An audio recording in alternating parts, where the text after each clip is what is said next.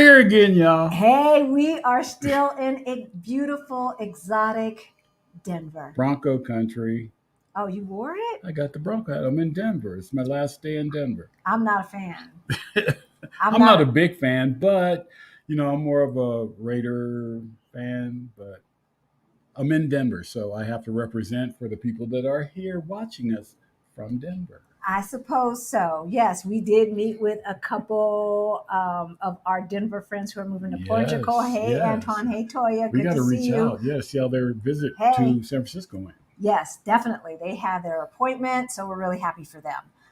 In any event, it's interesting because a lot of you who are new to our channel may have found us because we put out a video called 8 Best Cities for African Americans to Retire. But it's 8 international best cities, though some people didn't see the international part and said, what about the U.S. cities? Totally spaced the international out. Yes. So 8 international cities to live in for $1,500 or less. And we had plenty of comments talking about ain't no black people living in Korea. Ain't no black people living here. In Korea. It's like, really? Really? How do you know this? Ain't no black people moving to Portugal. We live in Portugal. So and this person is sitting in their mama's basement. Ain't been out of the zip code talking about where black folks are. I just want to tell you, we are everywhere. Everywhere. And on this channel, we are not trying to tell people where they should move to. Nope. We just want you to leave the U.S. and find your happy place. Because it probably is not in the U.S. Yeah. It probably is not in the U.S. So get your passport. But yeah, anywhere you want to go, any place that you find your happy place is where we want you to be. And we should not assume that where it's a big world. Yeah, where our happy place is where your happy place is going to be, et cetera, right? But it's a big world. Give yourself a chance. So we know some black folks. We know some black folk who live in Korea. And you're going to get to know them too. In Korea. Korea. South Korea. So who are our special guests today? Today is Doresa and Keelan. Doresa. See? I wasn't here when you were talking earlier. I'm just reading how it is. But you got his name wrong, so I know. And now we're even. And Keelan, we're going to let them introduce themselves. Sorry. And we're going to let them introduce themselves as well. But yeah, so Rick was working on the doorbell when we were talking. So sorry, folks. We're doing a lot of things and we're trying to keep this information coming to you. So this is how it's got to be. But wait a minute. Yes. We haven't introduced us. Oh, hey, y'all. My name's Halisi. And I'm Rick. Welcome to our Black Utopia. On our channel, we talk about money, travel, and retiring abroad as we build generational wealth. Yes. Maybe we're building generational wealth. We'll see how this next generation is acting. So now we can go in and say our special guests are. So who are our special guests today, sweetheart? Doresa and Keelan. Yes, but first, if you are new to our channel, then you may not know about 7 years ago, Rick and I got a wake-up call. We were getting close to retirement age. We looked at our retirement savings and it looked crazy. But about 4 years ago, we got our financial act together and we went from negative 22,000 to over 1 million in net worth. Cha-ching. So, I got to do that. Anyway, if any of that sounds interesting to you, please hit that subscribe to our channel, hit the notification bell so you know every single time we go live or drop a new video, right? Yep. And hit the like button. Please hit the like button. Yes. All right. So without further ado, we're bringing on our special guest. Y'all, it is 4:30 in the morning in South Korea. Hey, y'all. We appreciate you. Hello. We're so happy you're here. Why don't you introduce yourselves because you can do a much better job than we did. Yeah, because we just blew it. Sorry. Well, I'm Doresa, and this is... Hello, I'm Keelan. And we say, in South Korea, we say annyeonghaseyo. So that's hello from South Korea. Yes, it is 4:30. And we have been here. You got here... Yeah, I've been here about 4.5 months now. And Doresa and the rest of the family joined me about 7 weeks later. Yeah, we've been in and out, but we are here for at least 3 years. Could be as much as Up to 5. Okay. And then we'll see what we do next. But we we can be here like technically up to 12 with some different things with our jobs. Oh, And okay. so that's one of the things that I think what makes our story unique from some other stories you may have been hearing is that we moved international pre-retirement. A lot of people talk about FIRE.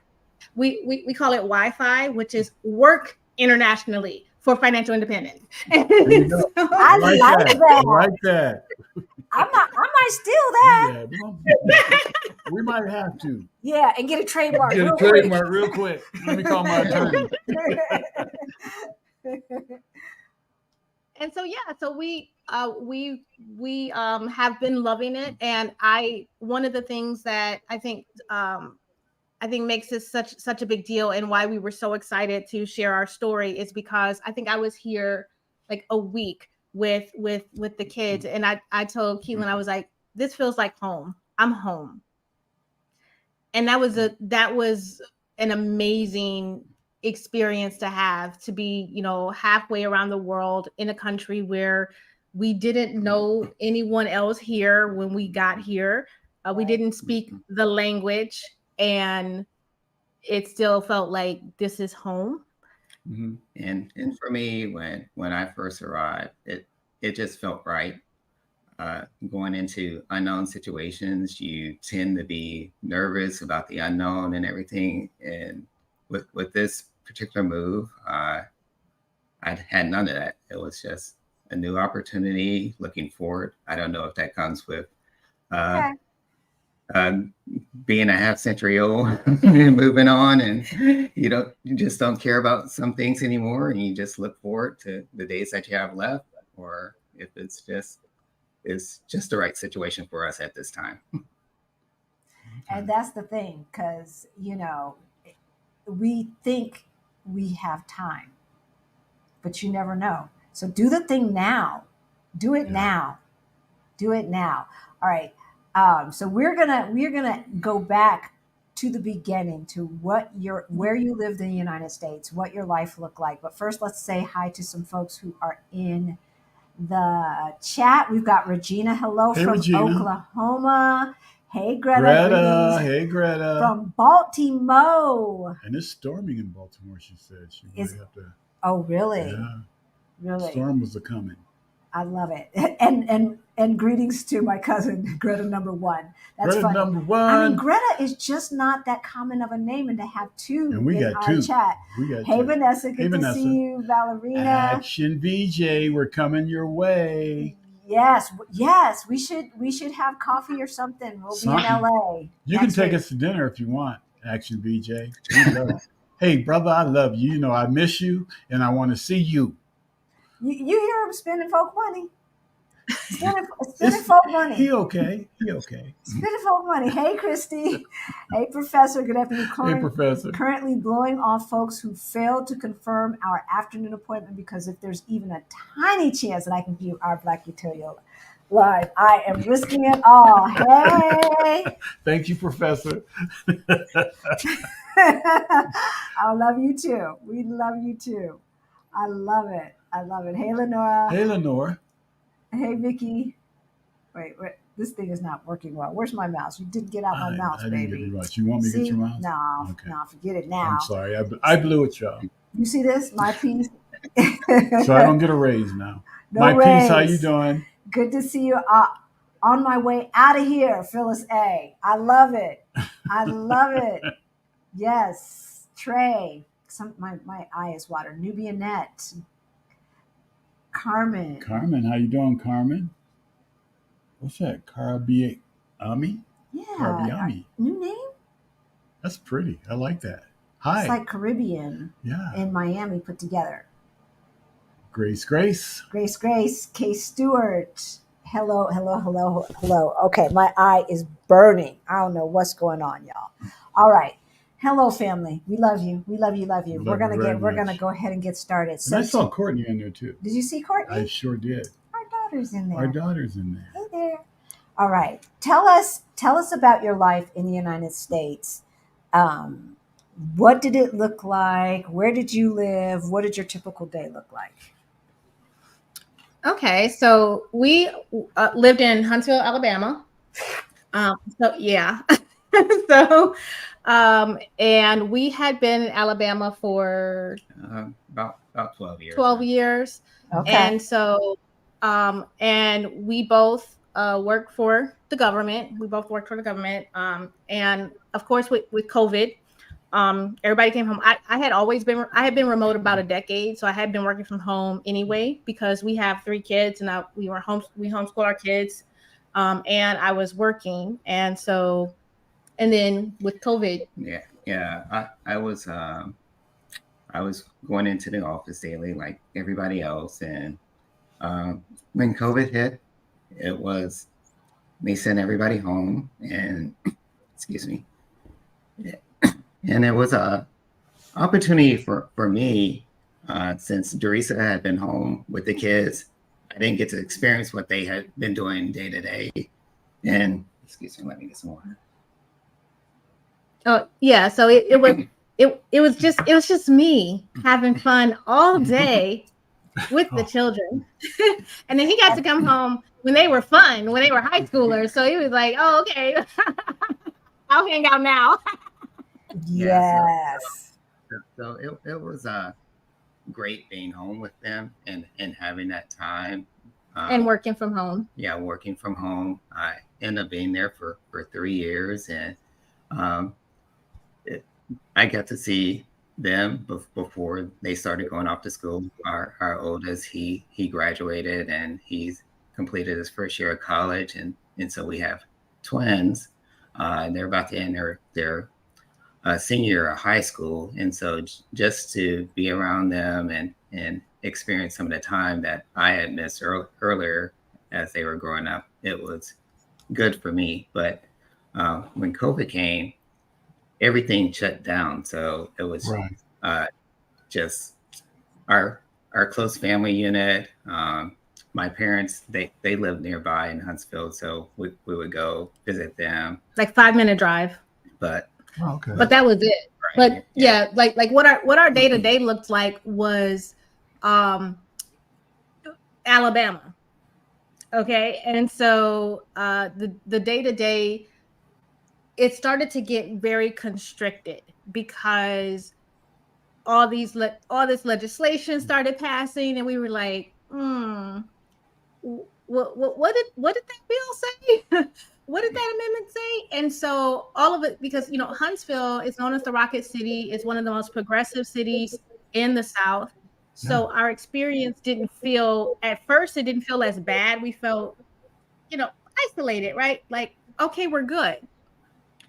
But as this new wave started about 2016, and we started to you started to see this feel of backlash, right? And people, and so this little piece of legislation started to pass, that little piece of legislation started to pass, people started to get more bold in who they did and did not like.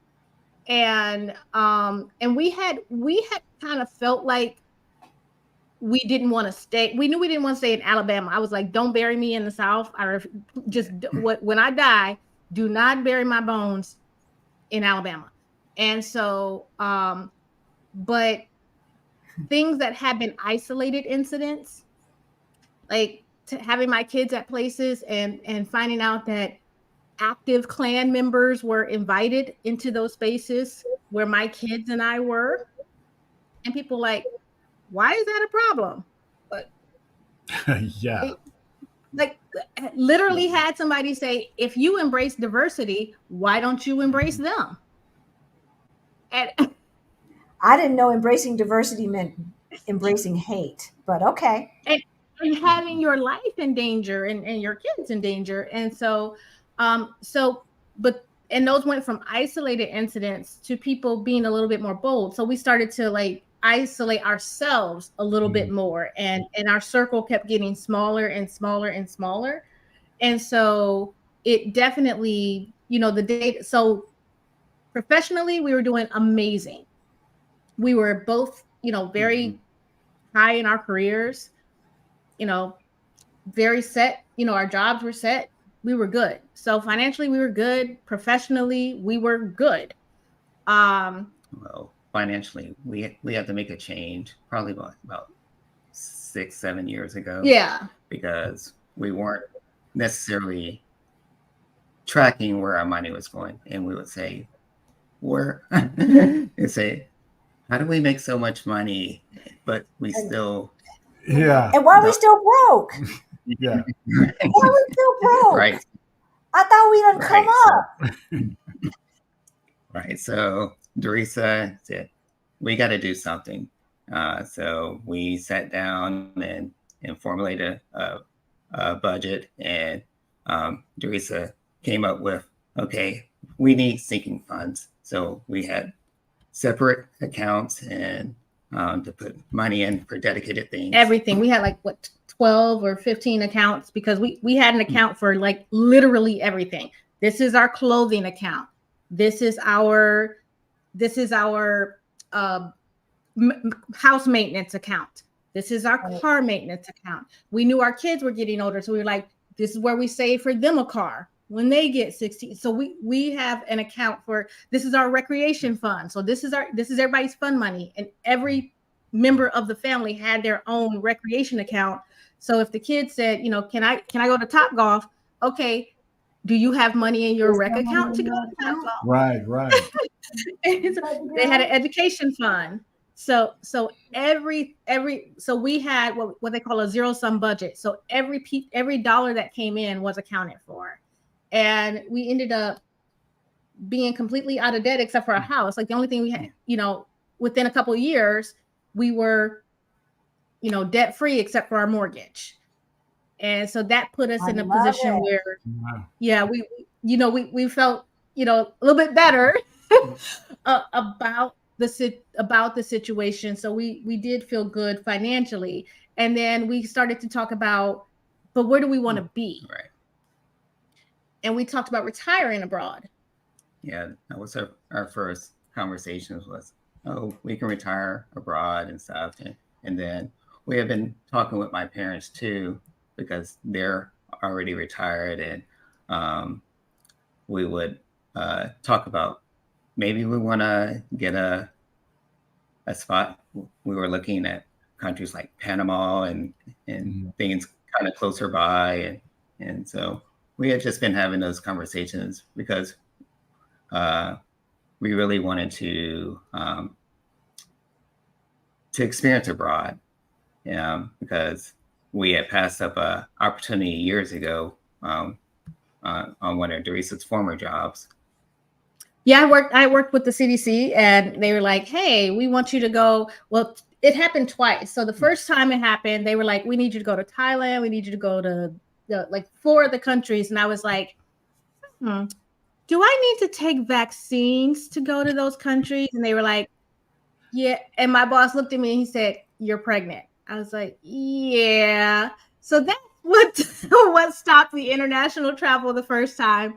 I was pregnant with our oldest, and I couldn't get vaccinated, the necessary vaccines, because it was some issues going on internationally, which is why they wanted to send me, and but I couldn't get vaccinated, so that went back. So I was like, okay. So then a coworker, she was like, you got to let the government send you overseas. They like, this is a good opportunity, and so I had applied for a program. And I was selected, and they were like, hey, you can go. And he was like, I don't think it's the right time. Yeah, we chucked that one up to me. And so we passed on that opportunity. And then, yeah, because the kids were, they were young. They were about 1 and 3. Our twins were 1, and our oldest was 3. And we're like, maybe it's not the right time to go. And so we just did it. And then like right after that was when the market crashed, and 08, 09. And so we were kind of like, okay. Maybe we should have done something different, so we ended up, moving and everything, but we said we're going to retire overseas. So that was in our head. We're going to retire overseas.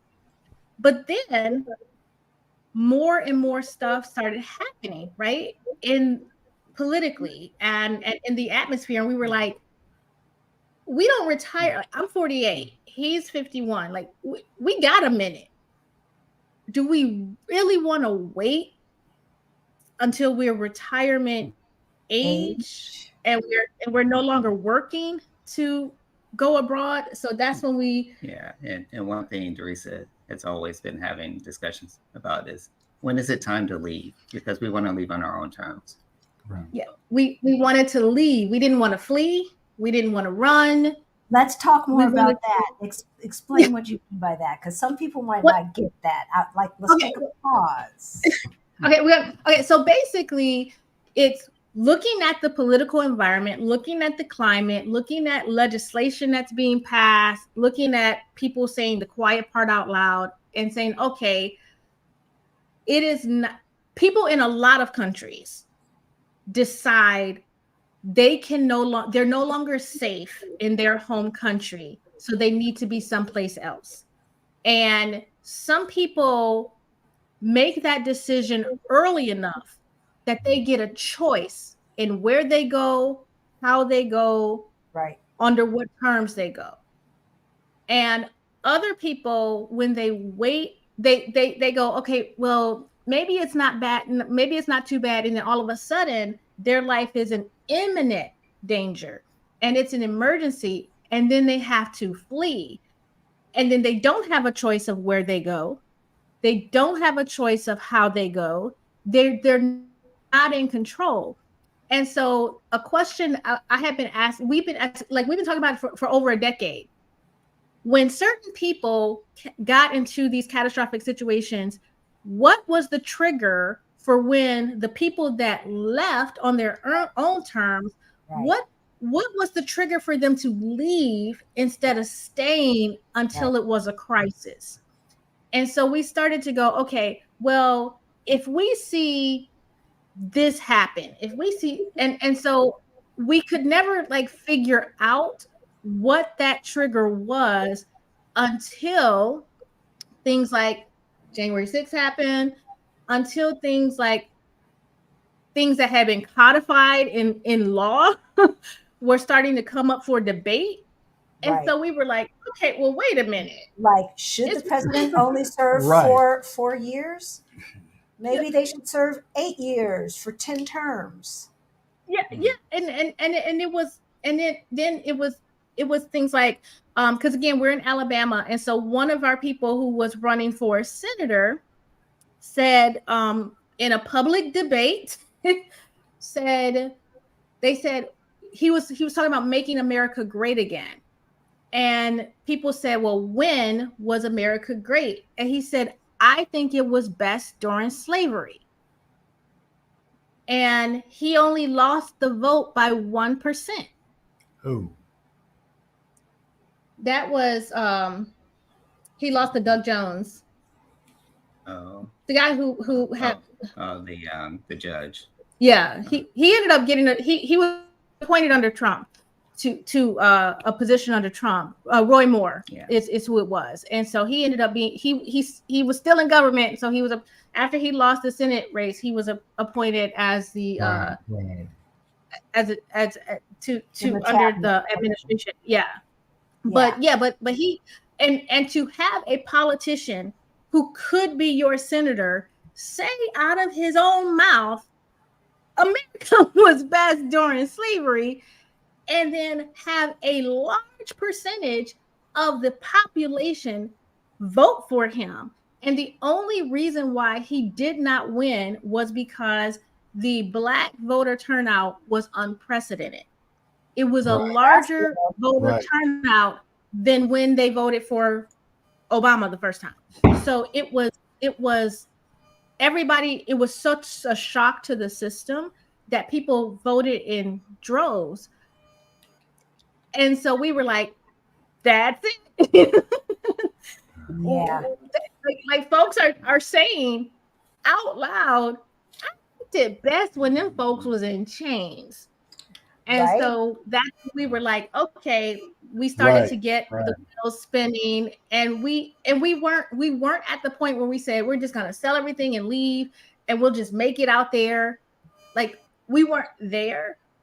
We were like, let's start planning a way for us to leave on our own terms. But that's when we got serious about leaving on our own terms. Yeah. Yeah. We try to tell people, go ahead, sweetheart. No. I'm Go gonna see on. what they're Go saying. I'm on. gonna see what they're saying in the chat, because we've tried to tell friends and family, Yeah. and we say it on this channel often, like, things are cyclical, and history shows us that everything changes, dynasties topple, governments get crazy and start enslaving their own people. Yeah. They go through the cycles. Right? We've seen all of this, and Yeah. we know when they start saying this group, that group, this group, that group, and taking away rights, it's only a matter of time before they get to us if they didn't Yep. start with us. Yep. And, Yep. It may seem hyperbolic, but, Rick was saying, I just want to leave before the next election. Yeah. I just wanted to be out. And, because it wasn't about, oh, I'm just tired of the commercials. It wasn't about that. It was about, so it doesn't really matter what's in the Constitution. Let's just get real, because executive orders and other things, and you can tell certain departments to do something or to not do something. So like Biden just tells the Department of Education, don't, I don't care what the Supreme Court says, just don't collect on student loans right now. I can't get Congress to do anything, so I'm just going to tell them don't do that, right?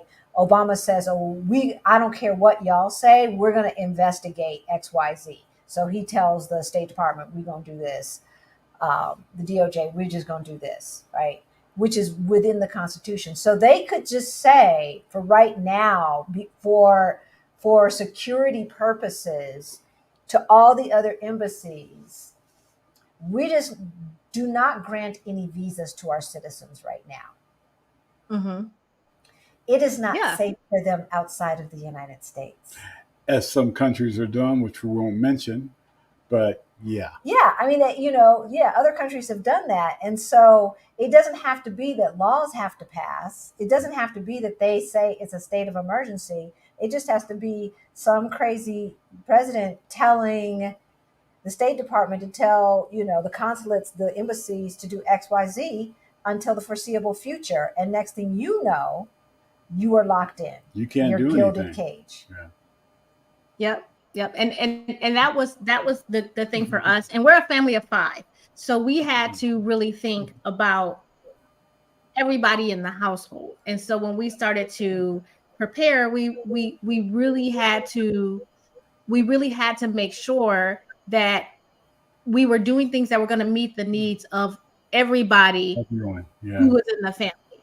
And so luckily for us, our kids were just as excited to not be in the US as we were. And so that was good, because as soon as we said we're thinking about it, they were like, they were telling folks, we gone out of here, like good to know you, but we gone. And even though it took us and from the time we made the decision, it took us several years. So this was not, we made the decision and then we left 6 months later. And the reason was because we weren't at a position where we were ready to give up our careers. And we weren't at a position, because we got 3 kids who are about to go to college. So we got to pay for that. And so we really weren't at a position where we could minimize our lifestyle significantly. And so we had to be a little bit strategic in what we did. And so we started to learn more about how we could continue to work for our government, and still live abroad. And so we started to see the positions that were available. We just started applying to everything international. We weren't particular to any countries. We're looking in Europe, Asia, South America, Australia. Like we were like, look, whatever continent, like we told ourselves, whatever, we're just gonna put it all out there, and the first opportunity that works for everybody in the household, that's the one we'll take. And so the first opportunity that worked for everyone was South Korea. Okay. Because we looked at different things too. We looked at different things. We looked at South Africa when we went to South Africa. Once we got out of the country and we started looking at different places, like, how does this feel? Like you said, does this feel like home? How does it feel? How are we treated, and different things like that? And we liked South Africa a lot, but it just wasn't time to make the move. No. Actually, it was time to make the move, but it wasn't time for us to make the move to South Africa. No, it was definitely time for us to make the move. We just didn't know. We ain't know. And I didn't know how feasible it really was, right? So we have a question, but I want to come back to this because, I've got it right here. Because you talked about right for everybody in the house, and we hear a lot about from people who book calls with us, as well as in the comments. I'm going to leave after my kids graduate from high school. Right. I'm going to leave once my kids do X, Y, Z. When I think kids need to be the heck up out of the United States, if at all possible.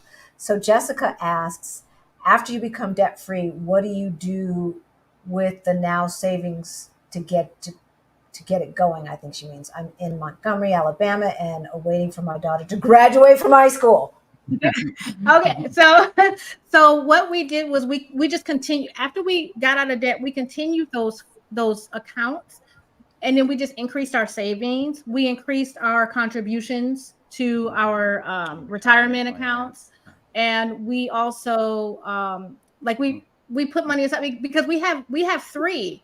Look, I understand the graduating from high school thing. Like I got three that are going to be in college, and so we had to. We were continuing to save towards that. So you just don't. We didn't, when we paid off the debt, we didn't increase our spending in other areas. We just continued to spend at the level we were spending, and we just put that money aside so that we will be able to move. Because even though our job or his job paid for our move 100%, it still cost us money. Like there were still things that we had to get the house clean, had to get the house in order, because we ended up renting out our house. So it was just things like that still cost money. So even if you're in a position where your job is going to pay for you to move internationally, you want to have some funds set aside just, for that. And then I did some flying back and forth. So they did pay for all of our tickets to fly here to South Korea. But my daughter and I went back to the US because I had to take care of some things with my job that was in the US. My daughter was going to Taiwan to study Chinese language for the summer. So I had to fly. So we had to pay for those tickets to fly back and forth. So there were some things that we had to do. So after you become debt free, still live the way that you were living so that you can build money. Because the truth is money gives you choices, right? The more funds you have available, the more choices that you have for not just where you go, but how you go. Yep. And so because we had teenagers who we couldn't really in good conscience tell them, you're going to be a minimalist now. Right. Like that doesn't work. No. It doesn't go off too good, I would think. and so we wanted to make sure that we would be able to navigate things for them. I started paying for language lessons because I was moving to a country where I didn't speak the language. Like, I need to be able to, like, I'm not saying I need to be fluent, but I need to not die.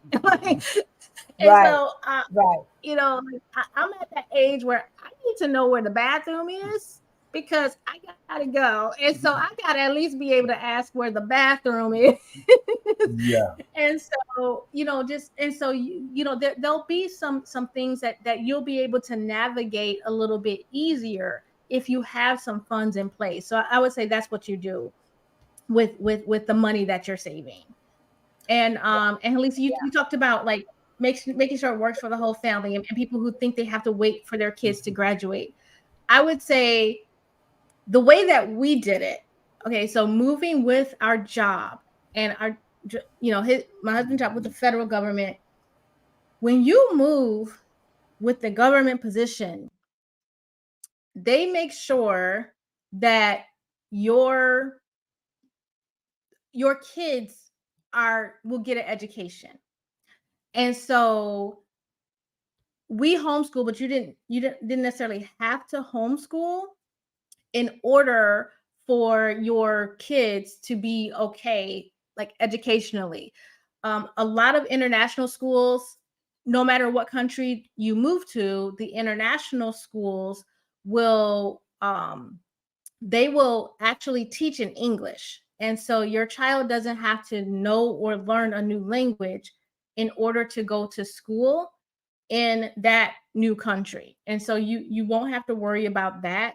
And because where we are, the school that our kids could go to if they were going to go to high school, the school that our kids could go to, they have AP classes, they have dual enrollment classes available, they have special education classes available. So everything that you would have in the United States that your child would need educationally, they will have those things.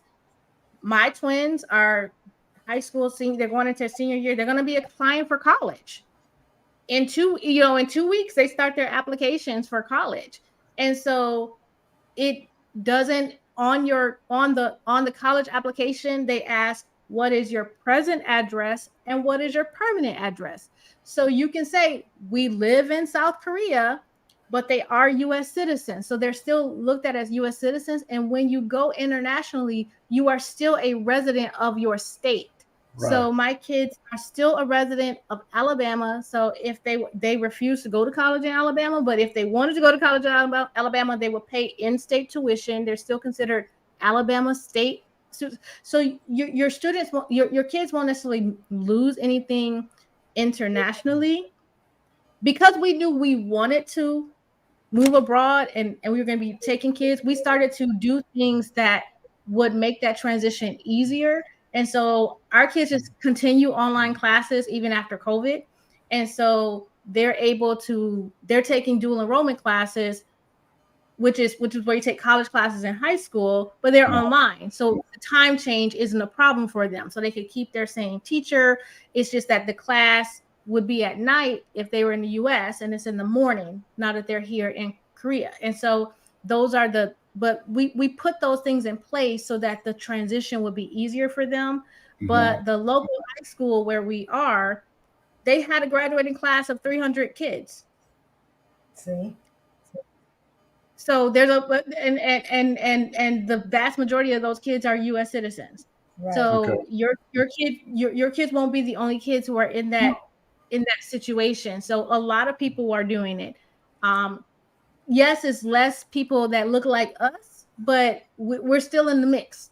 Yeah, we're still in the mix. And so your kids won't lose anything by going international. And also, it looks good on college applications that they have lived abroad and embrace the new culture. One of the things that they ask almost every college asks the questions about, your commitment to diversity.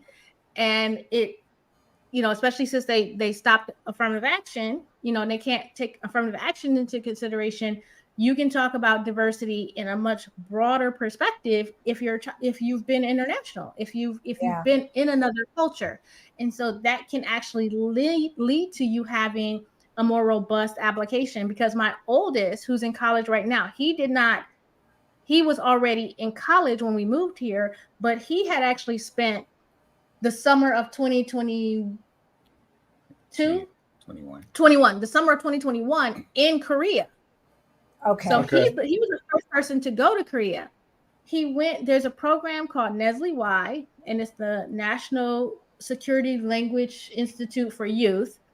And it is run by the State Department, your US government, and it is for high school students ages 15 to 18.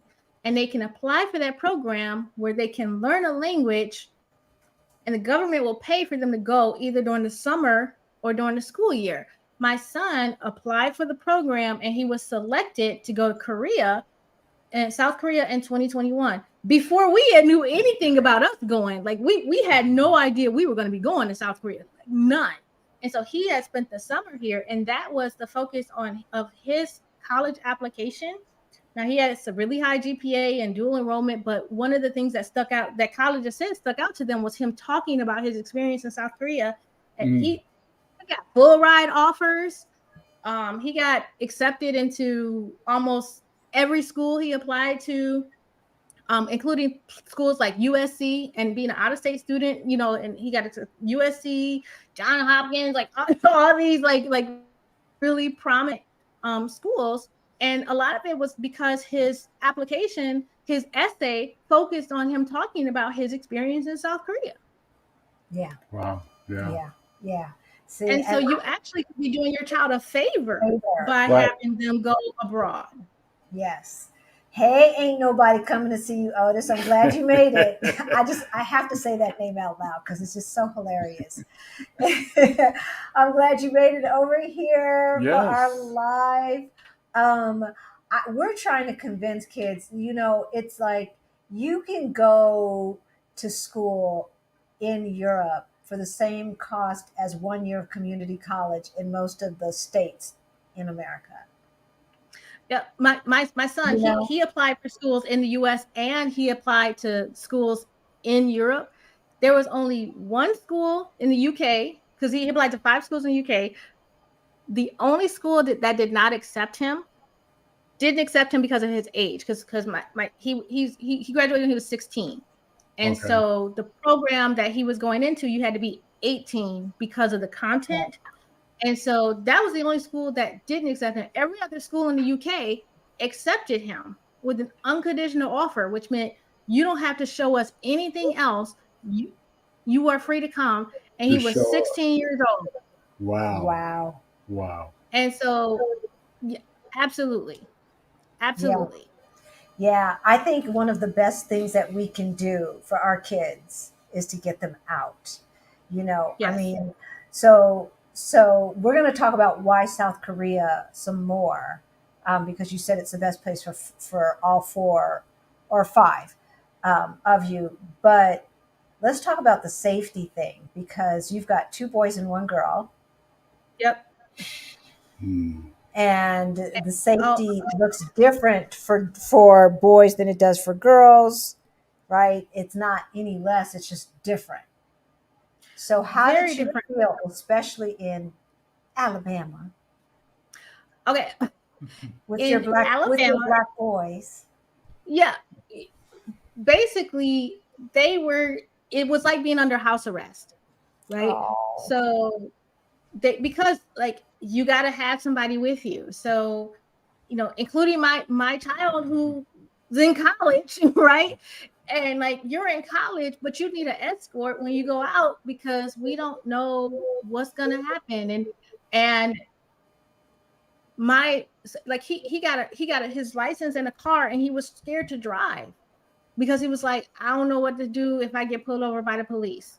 Right. And so that was always on his mind. He would go back and forth when he was driving to his college courses when he was in high school. he would call on the way there and then call, and then we'd be tracking him, on the app. Like, okay, let's see where he is. Let's see where, did he make it? And if he's at a red light, I'm like, oh my goodness, has he been at this red light too?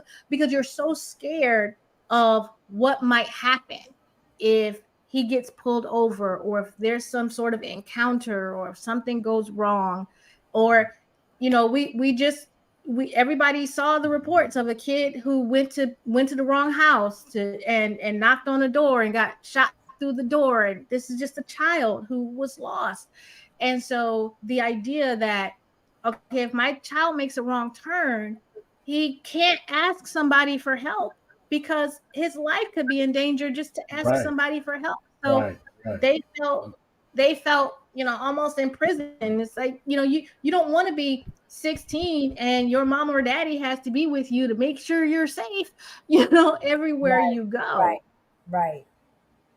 And even with college choices, like he got accepted to all these schools, but we sent him to the school in the state that had the lowest gun ownership. Like that, actually, we took that into consideration. Like, okay, this state has the lowest gun ownership in the country, so take that offer. Which he would have rather been in some of these other like nice fancy schools and fancy places, but we were like, but is it safe? Dangerous. It could be dangerous. Yeah. I have a friend whose child dealt with a school shooting in high school. Right. And the next year dealt with a school shooting in college. So it's like they thought that they were leaving, and he was right back, and he's in a corner in his dorm room texting his safe word to his mom every 5 minutes because there's an active shooter on campus, after he had just lived through an active shooter his senior year of high school. And so like that was all. And because I had been so close to somebody whose child had done that, I'm putting that perception on my kids, like, we need a plan in case there's a school shooter. We need a, and so like it was constant. And so because of that, and I adjunct as a college professor, like, so in addition to my job, I would teach courses. And I taught at a university where a professor was the shooter and shot 6 faculty members, killing 3. And so did you hear about that? I probably did, but it's when I talk to people here, and the first thing out of my mouth is they don't know anything about active shooter drills in Portugal. If you say something like that to a kid over there, they're going to look at you like, "What is that? What do you talk about? What are we talking about, Otis? What are we talking about?" Because it's a lot of folks think we're crazy. That we're crazy anymore, but a lot of people look at it and say, "What are you guys doing over there in the United States? Yeah. What's going on over there?" It's unheard of, and I'm like that's travel advisories. Travel advisors, don't go to the United States, you get shot. Yeah, for real. When my oldest had come to South Korea for the summer program, he was a whole different person. Because he was like, he was free. Like for the first time, he was riding the, get on the subway, and he was like, he'll be out till curfew, right? 10, right? And we like at night. what is happening? He was like, I just went here and went there, and we're sitting in the U.S. going like, don't go by yourself. Well, make sure you're safe. Don't make eye contact. So what's your safe word? And he was like so free. And when he came back, he was, it was reverse culture shock. And he was, like, I got to get out of here. Like he called, like, because he was technically supposed to do another year of high school. And he was, he was like, I can't stay another year in Alabama. I need to graduate now. And because of how he was educated, we were able to go ahead and let him apply to university then, because he was like, I can't do it. after he felt that freedom, and after he had that experience of not being, because it's one thing to not be liked, it's another thing to be hunted. And Right. it was feeling like you feel like you're being hunted, And so when we moved here, when all of us moved here, and my 15-year-old boy twin, who's the younger brother, he had heard his brother talk about the freedom and stuff like that. But then he was like, "Mom, can I walk to the park?" And the park is like a mile away, about a mile. And we said, "Yeah." He was like, "By myself?" No, yeah, no question. And he was like, and he did it. He was like, nobody messes with you. Nobody's looking for you. The police, like, and so after that, he was like, I'm not going back. I'm never going back. You can't make me, And he was like, he's probably going back for college, but he was like, he felt like this, so you can live like this. And then he asked me about a month after, he was here. He was like, why do we do that in the US? Like, why do we live like that? He was like, it doesn't make, he was like, it doesn't make any sense to live like that. And so for my Black boys to have freedom, and to have freedom of movement, and not have that trauma experience and that trauma response. I mean, it even took me about a month because in Korea, the police cars always have their lights on. And that, I was having a trauma response for like, the first month, like, oh, the cops, okay, well, let's get ready, get the camera going, and, there we go. And it's like, they're not thinking about you. And there was an international visit. We went to Seoul, and there was an international visit. So there were police trucks everywhere, and there were police everywhere because of an international visit. And we were walking through all these cops. And, in the US, if you walk in through hundreds of cops, you like, don't make eye contact, right. You on Facebook Live, and all this kind of stuff, like trying to make there be a record. If I die, at least there'll be a record of what happened. And they didn't pay not one piece of attention to us, not one. And it was like, wow. Right. Right. I know it. So Krishan says, "Hey, Krishan, the police followed me to my community today just because." I'm like, here we go. We aren't safe here. Yeah. And the thing about it, like, it's really sad testimony that your 18, 17-year-old son said, why do we live that way? Mm-hmm. Yeah. When a child can realize that we're living in like a state oppressed. We're oppressed. Yes. And it's a choice. And it's a choice. It's a choice. For most of us, it is a choice. Yeah, well, no, I mean, how we're treated is a choice. Like the country could do something different. Like, yeah. You don't have to hunt Black folks. You could do something completely different. Like your job. They don't even, let me go back because I'm missing some questions. They don't even realize that there should be a choice. Okay, I'm missing a lot of questions. Let me go back. I'm sorry, y'all. I'm sorry. I was so involved in the conversation that I just forgot. Oh yeah, I'm supposed to be checking. Okay. I think I went back far enough. So I don't even think that the average United States person even thinks about, why don't we choose to start treating people right? Just mind our business. Just mind your own business. Like, if you as long as you're not actively endangering the life of another person, just mind your business. Right? Yeah. How about that? Just leave me alone. Just leave me. I just want to be left alone. That's all. Can I just sit here on this park bench and play Candy Crush and drink my coffee, drink my iced tea, and you just leave me alone? So Action VJ asks, how has it been learning a new language? Thanks, Action VJ, for asking for me. He's clowning me. That's you ain't right, bro. But I love you anyway. So how has learning South Korean been? And so and um, then like I got a follow on to that. Do you learn using our characters? Do they use our characters, or do you have to learn the characters too? How does that work?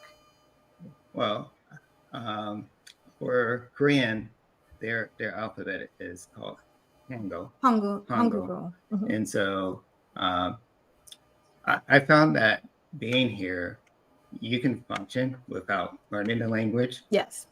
Um, there's apps that help you as you're learning. So Mhm. it's a progression. But I found that what's helped me a lot is learning basic phrases like "안녕하세요," saying hello, and Right. "감사합니다," thank you. If you And know those two things, you're good because Korean is a very polite culture. Culturally, is very polite. Yeah. So if you could say hello and if you could say thank you, people will help you figure out the rest, and they'll be like, you know what, I speak 2 English words, but we gonna make this happen. There you And go. so, and yeah, I had people, especially when I first got, I had people like they would pull out their phone. I'm in a store, and I'm asking questions, so they would pull out their phone and type what they want to say in Korean Oh, and translate it into English, and then have me type back. And so like yeah. they they would go out of their way to make that communication happen. And of course, like I'm, like I inherited the in black gene talking with your hands. And so Yeah. that helps too. So like I talk with my hands. So like we halfway there just because I'm like talking with my hands. And so Yeah.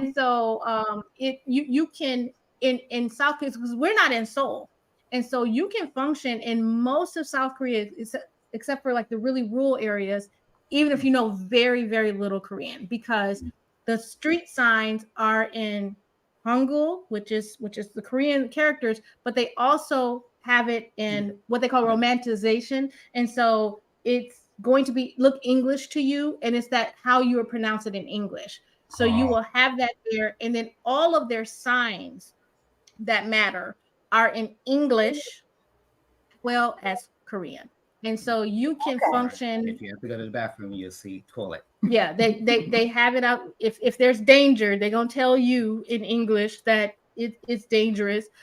If even on packaging, about 75% of what we buy in the Korean grocery store, because sometimes we have access when you work for the government and you're international, you have access to the commissary if you're near a base. So we can shop in American grocery stores, but when we shop in Korean grocery stores, about 75% of the packaging, it will say what it is in English hmm. as well as in Korean. And then we just use translation apps where you just put the picture up and it will translate the packaging for you into English. And so anytime I need to know what's in the package, the cooking instructions, all of that, I just hold up my phone and use, the translation app. And it's like there's tons of translation apps, Yep. and it'll just translate it right into English for you. So there is nothing that I've needed to communicate that I haven't been able to communicate. And there's no information that I needed to know that has been denied me because I am not fluent in Korean. When our son had to go to the doctor for an injury, and I took my son to the doctor because he had hurt his knee. So the local Korean hospital, they have an international section. So you check in there. They have a nurse practitioner that speaks English. She will walk with you to the doctor. She will do all the translations and everything. And so Okay. it wasn't an issue at all.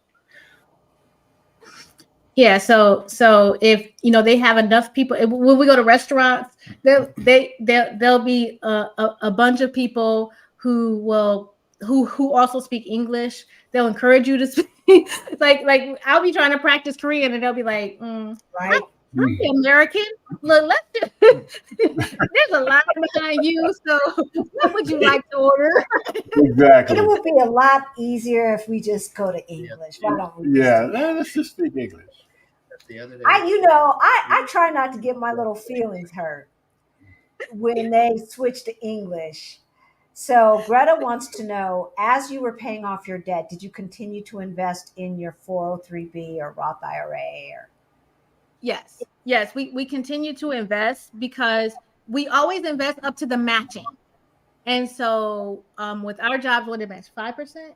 Yeah, so 5%. So we always invest at least 5%, right? We don't because give away free money. yeah, like that's free money. Like that's part of your package for employment. right. So if you have an employer match, you always put aside at least up to the match.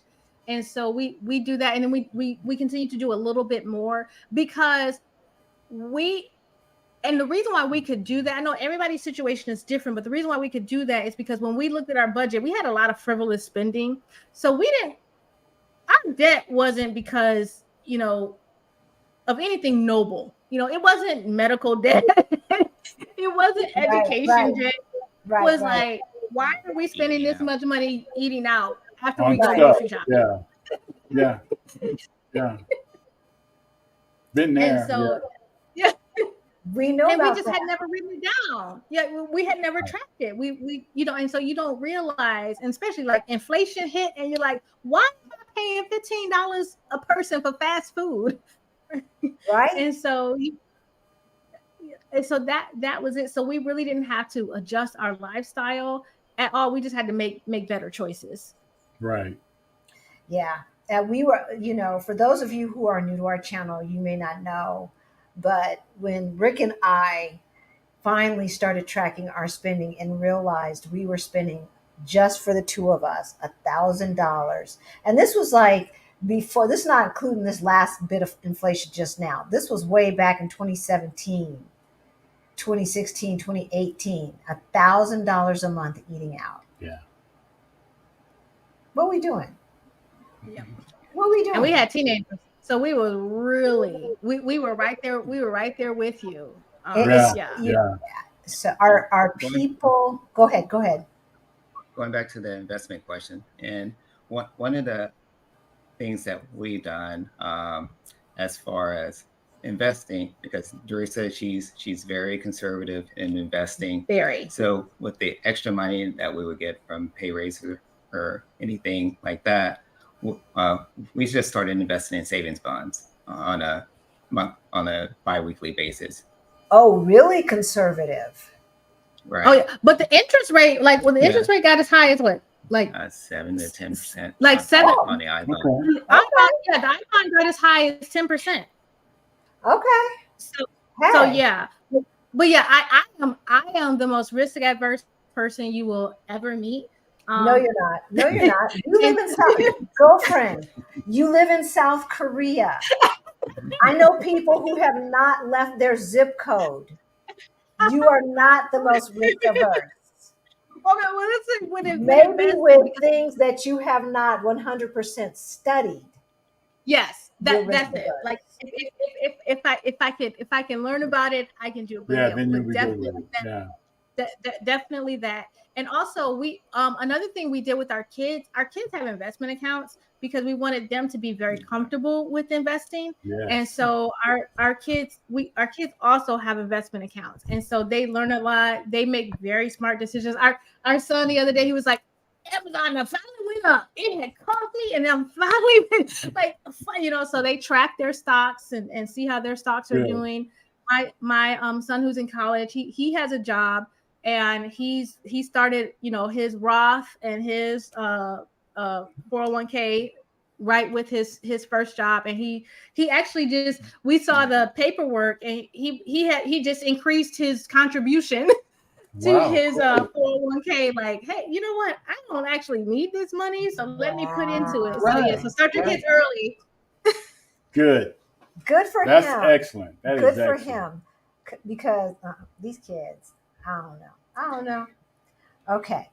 Are people still holding on to their homes in the U.S.? When we make the move, I was thinking about selling the house. We did. Yeah, we did keep our house because with the job, um Yeah, I have return rights on my job. So after my time here in South Korea, if I choose to go back, I can go back to where I left. So we're in a situation where we weren't ready to quite part away from our home just in case we needed to. And the area where we're living in Huntsville, it's going through a housing boom. Okay. And so it's still an investment for us. Yeah, so we rented it out, and so we're renting out our home, and we have a management company who's managing the property, and because we've had our home for so long, it was too much of a risk because like Elisa said, like things change, right? And so just because something works today doesn't mean it's always going to work, and we didn't Right. want to be in a situation where if we had to go back, we're paying more Right. for housing because we chose to sell. And with the price of rent, we wanted to we didn't want to gouge people, so we priced our home for rent very reasonable for the area that our house is in. So the people who are renting our home got a very good deal for how much rent is, but that's still more than enough to cover the mortgage, the Right. management company, the insurance, and money set aside for maintenance. And so it just made sense for us to do that because when you work for the government pays for your housing Right. in your location. So we're not paying for housing here. So So what are you doing with the money? So it's funny. You said I never heard the term. You have a zero sum budget. We say every dollar should have a job. yeah. So what job did you give your mortgage money now that you don't have to pay rent or a mortgage? we for Is that our in mortgage. the Gucci bag fund? Did you say? No, everything is still in our housing budget because when we go back, if we do want to put the house on the market, we probably will do some upgrades to it and different things like that. So it's still designated for the house, just to make sure that if and then I mean, we shouldn't need a roof. Our roof is not that old, but like stuff happens. That happens. Right. And then, Happens. yes, the tenant paid a deposit, but that don't mean that somebody might not go crazy and just, do a lot of damage or whatever. And so we wanted to make sure that we had money set aside to do that. And then we got 2 more to put through college. Yeah, we remember I got 2 rising seniors who we're going to see if there's a bill for college. And so we can pull that money and use it to pay for college. So we're not at that stage in life where we can be like, well, give me some red bottoms in. So we're not there yet. We still have some unknowns when it comes to cost. Right. Like, and even when we are, which we kind of are now, I still don't want them because there still has to be choices, right? There's always Yep. going to be choices. And even Elon Musk has to make choices. And so the opportunity cost for red bottoms is just too high when compared to a plane ticket to someplace I haven't been that I want to see. Absolutely. Right. Absolutely. And so, Nina, we kept our houses as well. We have a place here in Denver. We have a place in Los Angeles. And right now they're both being rented out by family, although the one in LA we're mostly paying for. And it wasn't because necessarily of choices, although that is one of them. We were granted temporary residency in Portugal, not permanent, although we have permanent residency in Mexico. So it's temporary. We don't know. Will they renew it? Probably. Yeah. Is it guaranteed? No, No. it is not. No, it is not. And Everything, so things change. things change. Things change. And you know, and then depending what happens, if the zombie apocalypse happens, then hopefully we'll sell before the zombie apocalypse and get money. I don't But for think it really now, make too much difference if there's a zombie apocalypse. I don't know. We'll see. But for now, you know, what we're looking to do, Nina, is to make sure that after they're paying for themselves, that they're also generating income. So that's what that's about. Because since I retired early, my Social Security amount is going down every year because they look at the last 30 years, right? So that's how that is. So Krishan asked, will your children go to college in South Korea? Are any of them thinking about South Korea? My son that's here, he had one South Korean college is on his list. The only reason why they probably won't is because of their majors. And so and the majors that the fields that they plan to go into, there's not schools in Korea that teach those in English. So my daughter is planning on majoring in planetary science and astrophysics, and my son is planning on majoring in architectural landscape architecture. And so with those, and that's a licensure program. And Right. so you have to get a license to be an architect. And so because of their majors, it makes more sense to either go in the UK or in the US. But they all plan on getting their degrees and then getting out. Like my son that's working, he's already been like telling his job, like, hey, when I graduate, because he's guaranteed a position when he graduates. And so he's like, when I graduate, please assign me to an overseas location. Like, so he started that conversation right when he started. Good for him. So let's go back a little bit because we said something, but then we kind of moved on. You said South Korea met the requirement for the whole family. So you've been wanting to move abroad since before the crash of 2008, which I guess technically we kind of did too, but just didn't really think that it was doable. Really necessary, ready. It was more like a dream than something that we thought we could put together an actionable plan that we could actually execute. So why South Korea of the whole planet and all of the places even that our federal government is at that could have offered you a position? Why South Korea? South Korea for a couple of reasons. One, safety was really, really big. The other was that it has very good public transportation.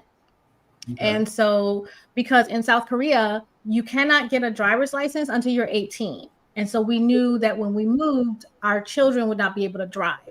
And so we needed to be able to have public transportation and some like, and that's one thing, if you do have children, you do want to look at what laws and things are and how their life will be impacted.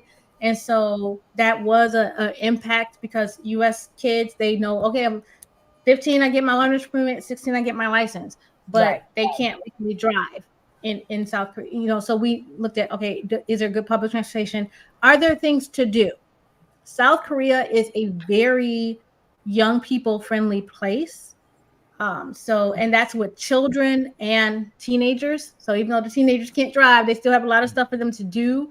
And for young kids, like they have a National Children's Day where the kids are off school and the government just does like celebrate children.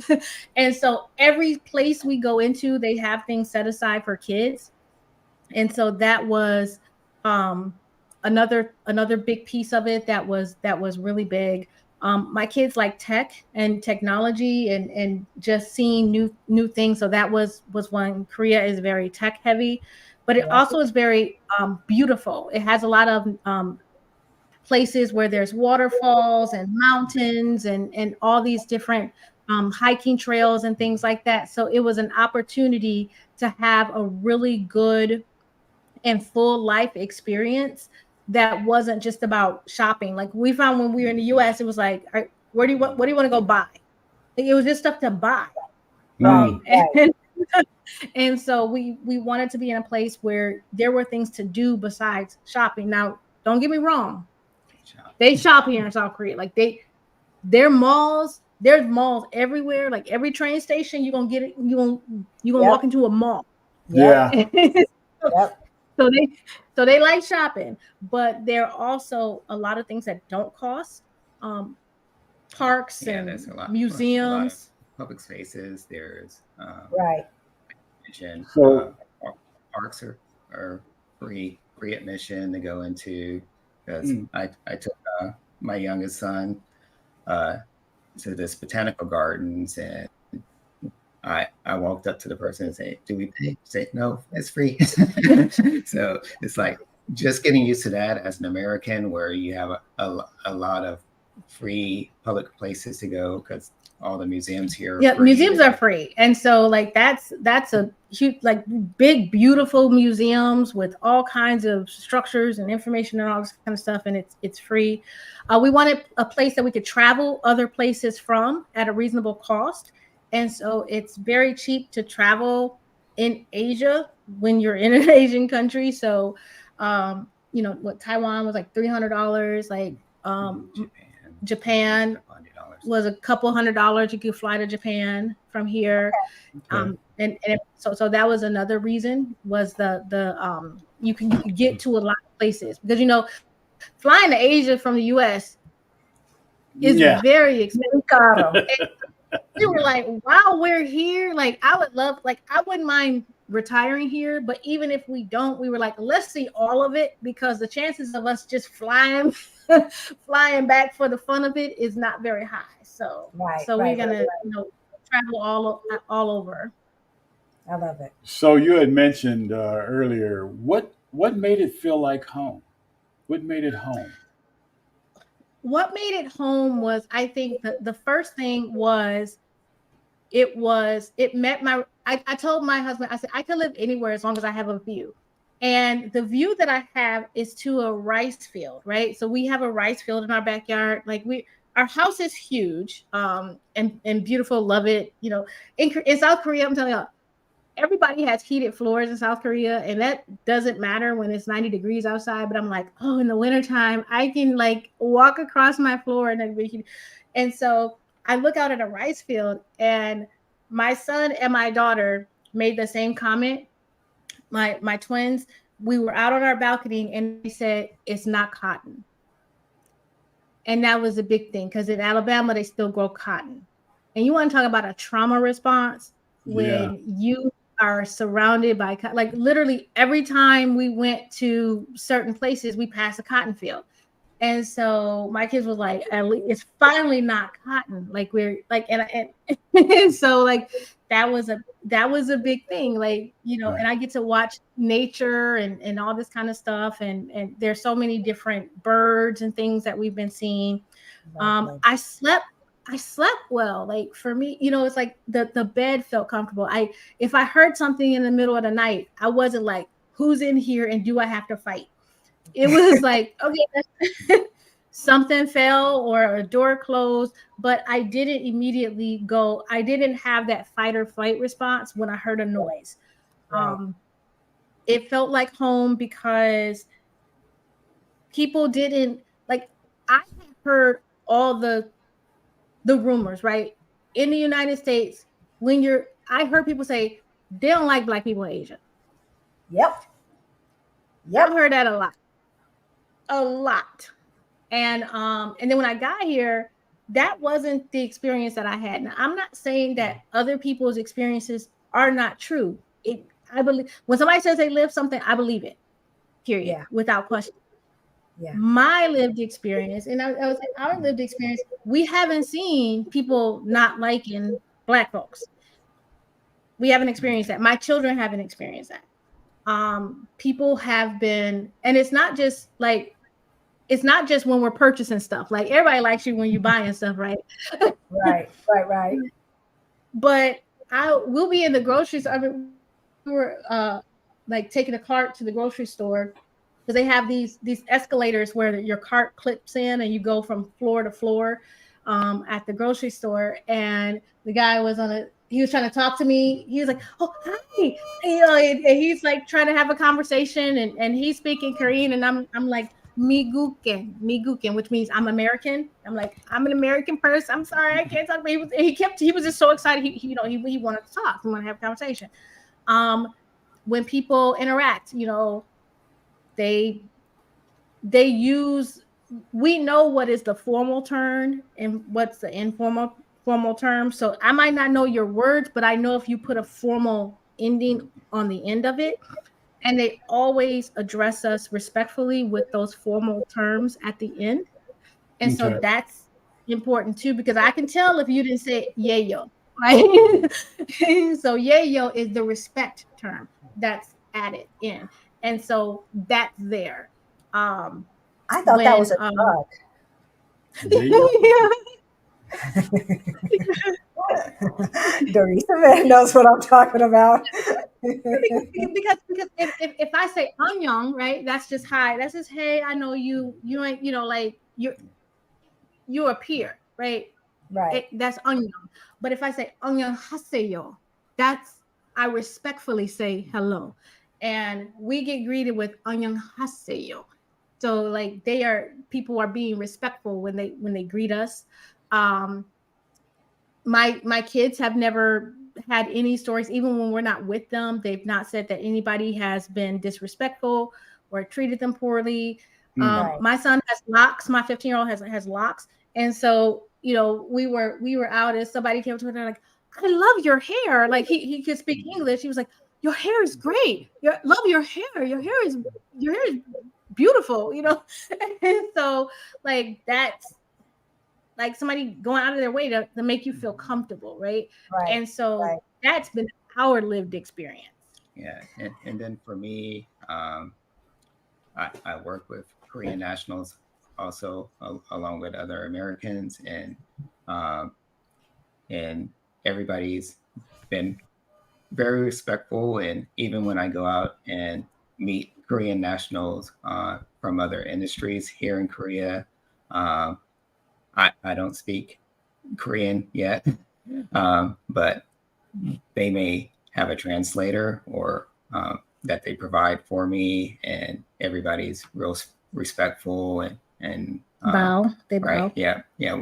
There's a lot of bow and recognition or respect, and so I haven't felt I felt like I've been accepted here. They like to give gifts. Yeah, he always comes home with gifts. They gave me. I love the gifts. I love the yeah. gifts. Well, and when you work for the government, you are allowed to accept the culture as it is, and so you can't get gifts in other places. But because gift giving is a sign of respect, it's like, okay, well, that's fine for in your job for people to give gifts, because that's how they show you that they respect you. And so people, they know who he is, and they're like, hey, like, I want to show you that I respect you and I respect your position. So that's so that kind oh, of this one looks like too. Yeah, I love it. Karen Louise's question. Hey, Karen Louise, glad you made it.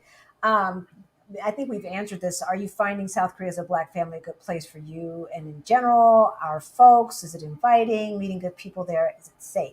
So I think we've answered all of that. And I just kind of want to reiterate, because you can find someone who has had a bad experience um, as a Black American or a Black person from the diaspora, but who's not American, probably every single country on this planet. If you want to find it, you can find it. Yeah, you can. You can find it. And I'll give this example to kind of because like I'm gonna give the hair example, like for me, because I don't do my own hair. I get my hair done. And so I have not had a problem. One, we're not the only Black people in South Korea. So I'm never the only Black person in a space, or rarely the only Black person in a space. Rarely. The person who lives across the street from us is a Black woman. Right? So like I got a Black neighbor. And when I'm in certain places in Korea, you're gonna have more Black people. So places that have a base, a military base, a US military base, gonna have a lot of Black people. The major cities are going to have a lot of Black people. Now, when I say a lot, I'm not saying 10% of the population, but 2% of 100,000 people is still a lot of people. And so you're rarely going to be the only one. And so I've been able to find people to do my hair, and so I went into one place. I was just, in a place they call the Ville. That's where a lot of shops are. And I went into this one hair shop and I was like, can you do ethnic hair? And she said, I can't. She said, but I'm gonna send you to Eugene. Eugene is known, like Eugene is really good with Black hair. So I was like, okay. She was like, so go to Eugene, let me give you his information. So I went to Eugene and Eugene hooked me. Eugene didn't do this. I went to somebody else to get this done because it's monsoon season. So I needed to get braided up real quick. But Eugene gave me a silk press, y'all. Eugene like had me right. Okay. He was like, I said, Eugene, you do Black hair? He was like, I'm gonna detangle you. I'm gonna do a deep conditioning treatment. I'm gonna do this and that. And like Eugene had me right, y'all, and he was fast. And I was like, okay. And he's a Korean national. And he's a Korean. He's a Korean national. Like he said I taught myself how to do Black hair 21 years ago. And then there's other shops, like you can go to, and shops will have on their door, they will say, like, we do Black hair. We've been doing Black hair for 18 years. We have somebody here who can do Black hair. So they're like telling you, like, and there's no school they're teaching themselves how to do Black hair. And so you can do that. There's also immigrants here from various places in the diaspora. So I'll be walking down the street and like, we laugh at how many folks, they're like, Black person, card. Like, I got so many cards from people like, I can braid your hair. So like, so to me, that's when you know when you're welcome. Like to me, Black hair, because it's the commitment to do Black hair. So if you have taught yourself how to do Black hair and how to not just style it, but to treat it, that is a sign, because you don't have to do that. Right. And so that's one thing. And also, I think that sometimes Black Americans don't realize the impact that our particular culture has on the world. You go to the mall, they play Black music. That's right. Everywhere. Black youth. Everywhere. That's right. I think that we keep going, we're not going to be welcome. Honey, they want you. Like our pop culture is definitely everywhere. It's everywhere. Right? Yeah, and you see the influence in the K-pop music here. Oh, yes. Oh, yes. I think sometimes when people come out and say, well, they don't like Black people or something like that, they're looking at the Korean Americans that have got sucked into that Americanism thing, that Americanism culture. And, because the first thing you hear is, well, they own all the liquor stores in the hood and this and that. And then, you watch movies and you see this stupidity. It's like, but in their own country, they're more comfortable. Yeah. They haven't been radicalized. Yeah, they haven't been radicalized. And, it's something else that's interesting that one of our viewers said. She was in the military, and she said, for folks who are a little bit skittish about moving abroad, if you choose a place where there's a lot of military expats, then you're probably going to find the infrastructure that you need to be comfortable. Mm-hmm. And it's a softer landing. So, and I was like, yeah, duh. But I never connected those dots. That's why that's another reason why we chose South Korea, because South Korea has the largest U.S. military base outside of the U.S. in the world. And so, like, if we get homesick, we're like, and when you're on base, you're in America, right? And so you're using the U.S. dollar. 80% of the signs are going to be in English, but they do. Where we're connected, they have Korean nationals there too, but they also have people from all over the world, because it's like UN is there as well. And so so that was another thing for us, because we had never lived internationally before. We had traveled internationally. So because we're still in our working years, this was an opportunity for us to try out living abroad and learn how to live abroad. And let me tell you, I watch y'all's videos. I watch everybody's videos. The fact I didn't have to do nothing for my visa. I just went and they gave me my 3-year stamp. I'm like, y'all have to work for it. Like when you come with your job do all of that. My kids have 3-year visas. Even my kid that is in college has a 3-year visa here. He can come here anytime he wants to. Yeah. Yep. For as long as we're here, and your children stay a part of your household until they're 24. So as long as we're overseas, our children also have that visa until they are 24 years old. So that's a gift that we can give our children. So people talk about, okay, well, I want to wait for my kids, but you can give your children this gift right now of knowing that if something go down, my kids can be on a plane. So yes, my child is in college in the US, but he can be on a plane tomorrow.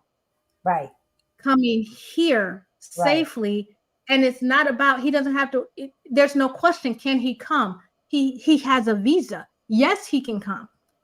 And the day he got here, he got a 3-year visa. I love it.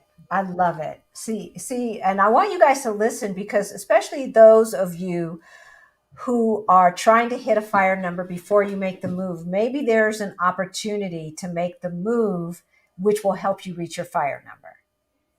Because like Doresa and Keelan said, they're not having to pay mortgage. Now they're putting money aside for kids or internet or utility.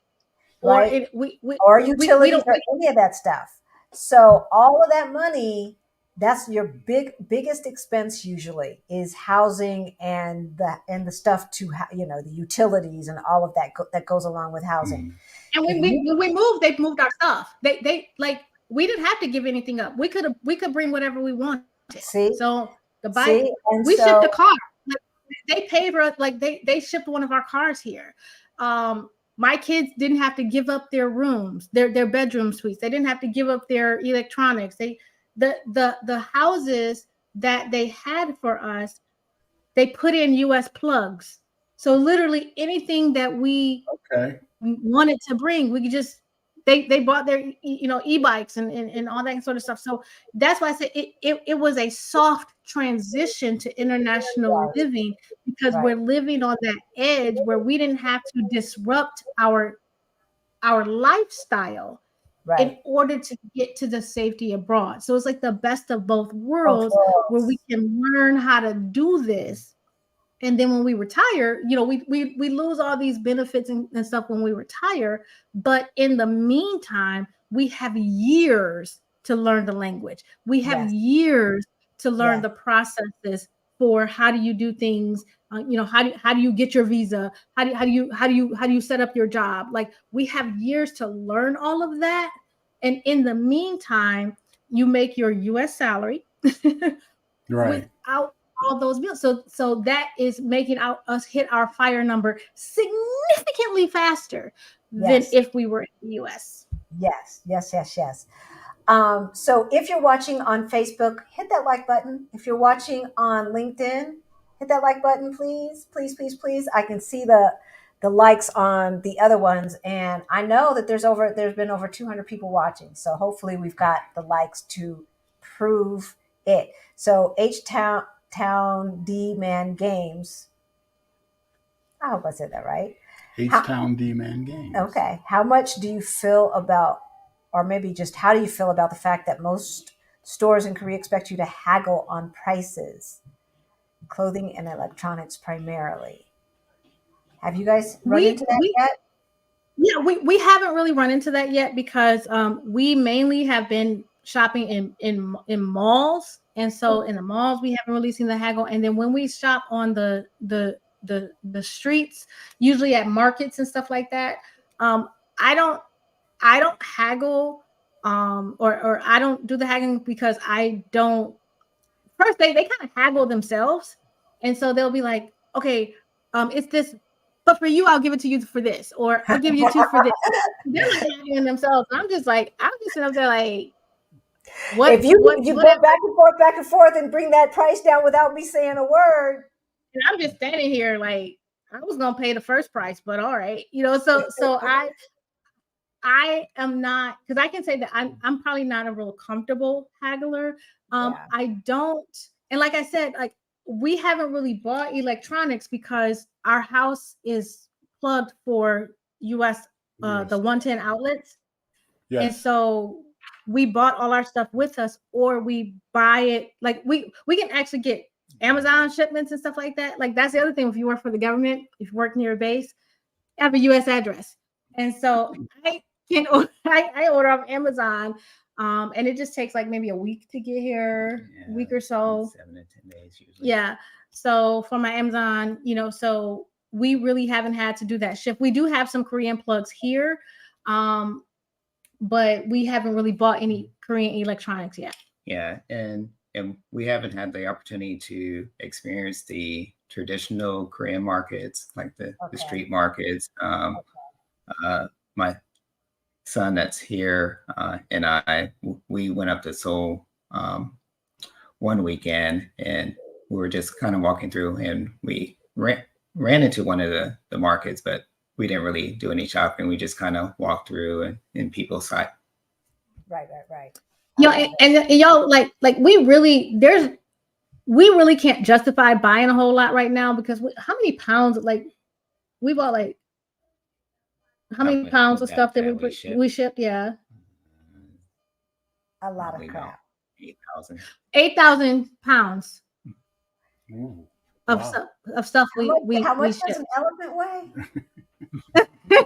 Because we had a house, we literally there was we moved in two. We did not change the size of our home went up slightly. So like a lot of people when they move, they downsize. But we didn't have to make that choice, because we were actually put into a space that was equivalent to the space that we came from. Right. So another reason why I encourage y'all to go on USA Jobs, fill out them job applications for other places. That's what I was going to ask you. What's the website? So it's USA Jobs. It's usajobs.gov. Yes, usajobs.gov. Getting a job with the government internationally is not an easy experience, but it is just apply for whatever you qualify for. You don't just have to apply for places in Korea. I have one of my best friends. They are on international assignment in London right now, on a 3-year stint in London. There's positions in, so it's not just South Korea, like Paris. There's positions in not just Paris, but other parts of France, other parts of the UK. Germany is one that they usually have a lot of jobs in Germany. I've heard people having really good experiences in Germany. Australia has some positions. You'll see some positions for New Zealand a little bit, some positions for South America, but Japan generally has a lot of positions that are open. So so get in there and just put your hat in. Like you can't get it if you don't apply. And so if you put your hat in there, and my husband had the job offer, and then with me, I worked for the government, but I couldn't bring my job with me. And so I started applying for positions here. I've turned down one. I literally this morning got an offer for another that I'll probably turn down, just because you have choices, right? But there's one that I interviewed for, one that there's a high likelihood that I'll be offered it and accept it. But since I've been here not that long, and I've had 5 interviews for positions here in South Korea. So because they don't have to pay to move you over. You're already here. Right. So they're like, they're like, we'll definitely take you. And you make American US dollars, right? You make American money, and you don't have the extra taxing. You know how when people work overseas and you don't do that when you work for the government. You don't have to pay the multiple taxes and stuff like that. So it just makes things a little bit cleaner. And I would say we want to see more Black faces. Like y'all, Yeah. y'all like Yes. you're hiring folks. You pay taxes. Why not? Why not Right. you? Right? That's right. Why not you? And if you think it's odd, Christina and Aman of Our Rich Journey did the same thing. So Aman got the job first in Japan. And then once they were there, Christina applied and got a job there. So this is the second time I'm hearing from couples with the federal government where one gets the first job and moves them over there, and then it's easier for the other spouse. It's priority. It's not just easier. You have priority. That's a Oh, okay. priority position where they can say, okay, we're pulling people who are spouses Right. of people who are here international, and you still make your American money. You still they do, and they do, and like I was pretty far along in my career. So even with jobs, they will do pay retention. So they'll say, okay, even if this job isn't equivalent, we will continue your pay as you had been making it. So you don't have to take a reduction in pay. Right. That's lovely. Wow. I love the government jobs. I swear that's why that's one of the, I didn't want to go here, but I'm gonna go there. One of the reasons why the Republicans keep saying that the government is out of control and overblown, and they want to, lessen taxes to the point where we have very little government jobs, is because we, Black folks, and some brown folks are overrepresented in government jobs. One of the few areas. The discrimination laws, the government takes very, very seriously, right? And so we are overrepresented. And that's why, I swear to goodness, it's not because they care, because they spend more than we do. So it's not because they care about the spending or anything like that. I truly, truly believe it's because we are overrepresented and they want us back in the slave class. So Vicki, we've kind of answered this question, but if there's anything else you want to add to it, how's the racial climate for Black and brown people?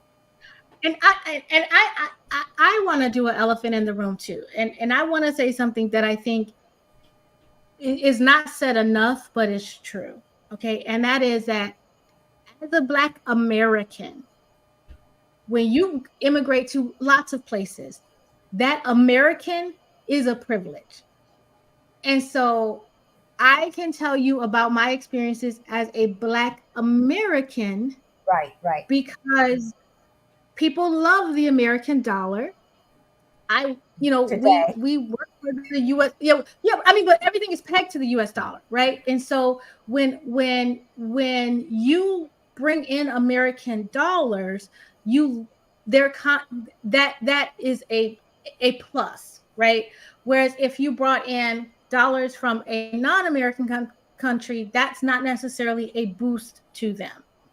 And when you work for the federal government, the U.S. government will hire to run things. They usually have agreements within the country to hire so many of their nationals.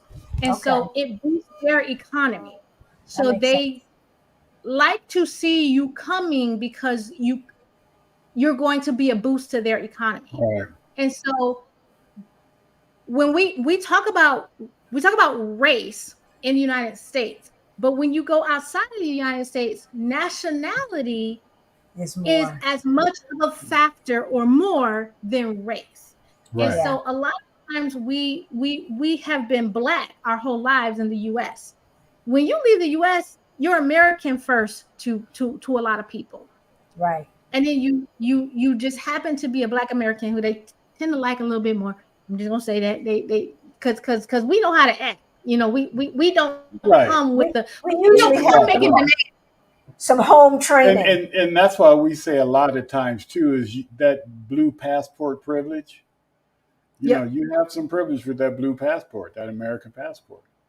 It's just true. It's just true. And sometimes we can be uncomfortable with that, but that's the reality. And so we just have to deal with the reality. So when you talk about how are Black people treated, I can tell you that I probably have a very different experience as a Black American than somebody who is Black and immigrated from someplace else.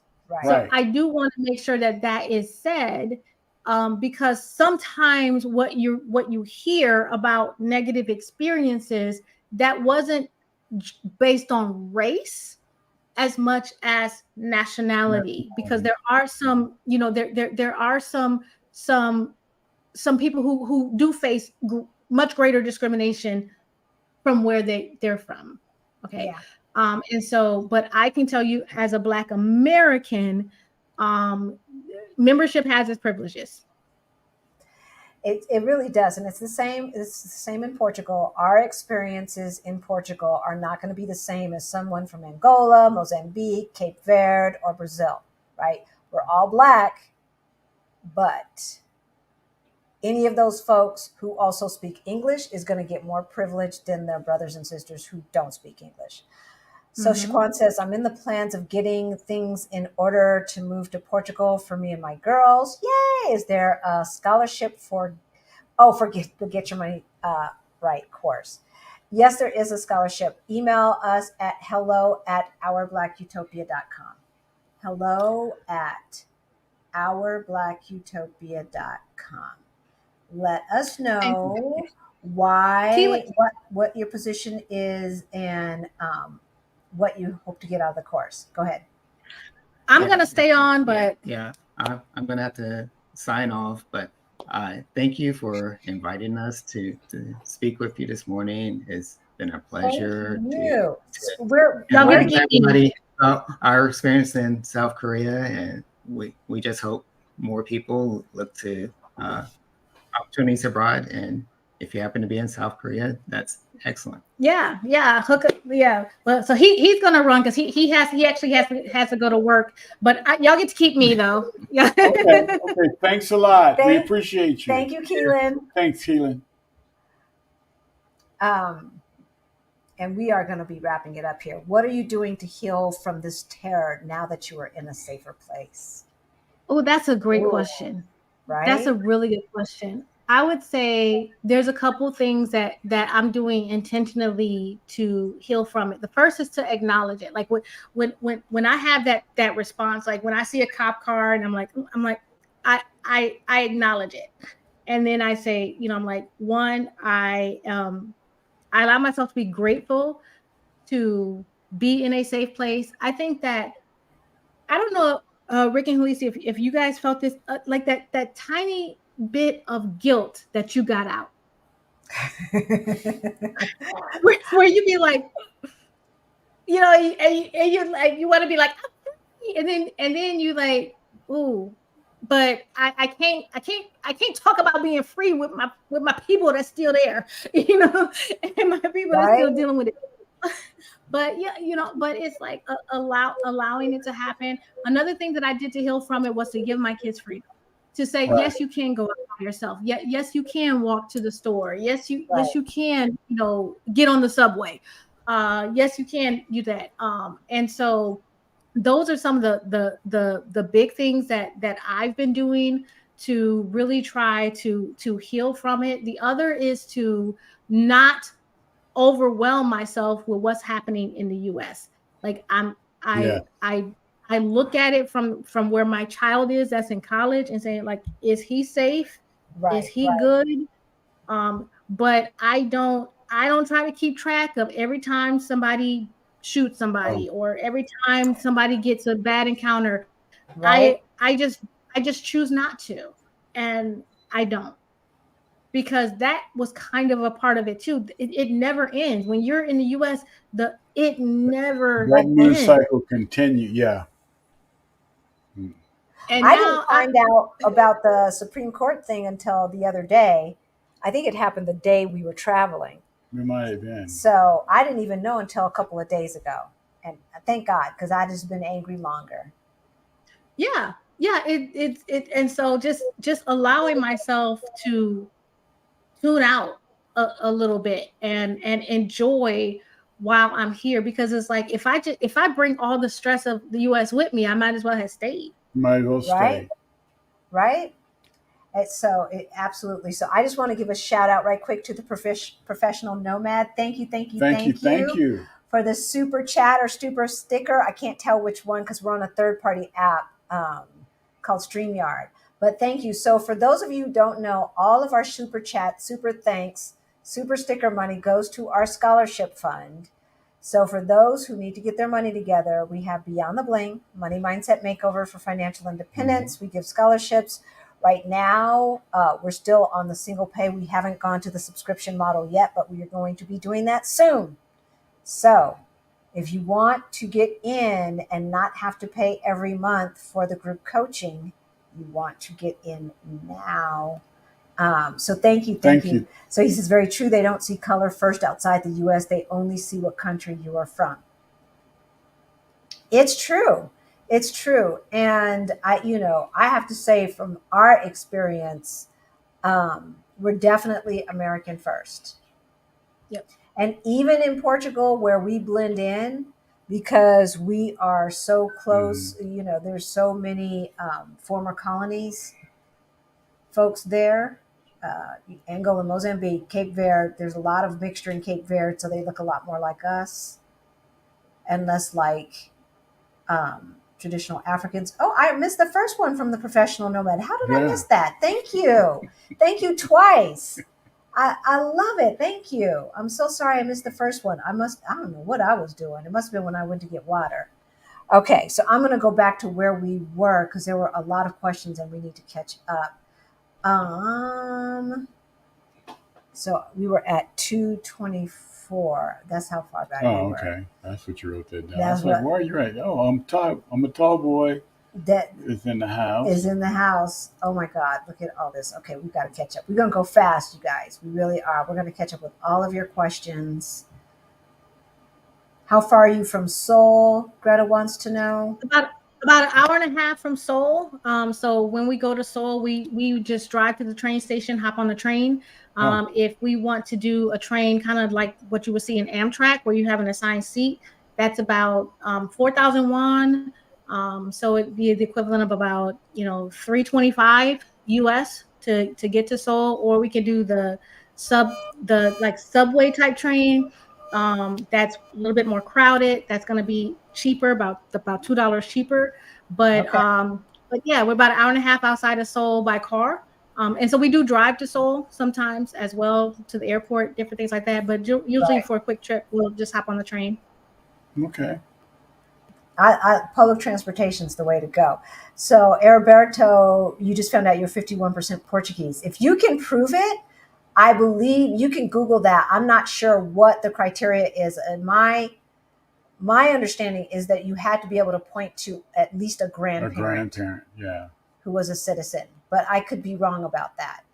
So I would triple check that. And if you go on to either VFS or the Immigration Department, SEF, yeah. SEF for Portugal, it's in English, they'll let you know. Or you can push the English version. What is the weather like in South Korea? Do the South Koreans stare at you like they do in China? Do they try to touch your hair? Weather it's very similar to, I would say, to the southern U.S., where you do have winter, spring, summer, fall. Right now it's summer. It's hot. It's in the 80s. They call it monsoon season, so it rains a lot. It's monsoon season lasts between 2 and 8 weeks, and so it's needed for the gardens to grow. So that's not a bad thing. But winters can be cool. They can get snow. So they have all 4 seasons. Do they stare at you? No, I would say the only time I've been stared at, I would say, is like on a train. And that's generally by people who are a lot older. But in South Korea, elderly people can do whatever they want to do, right? And so, but most, I wouldn't say I'm ignored as much as it's just people just mind their business. No one has touched my hair like that. I don't know if it's because I'm around a place where there's other Black folks, so maybe people have learned their lesson. But America has a very strong relationship with South Korea. So there's Americans all over South Korea. So being American is not new to them. And so they pretty much know how we roll. Okay. Yeah.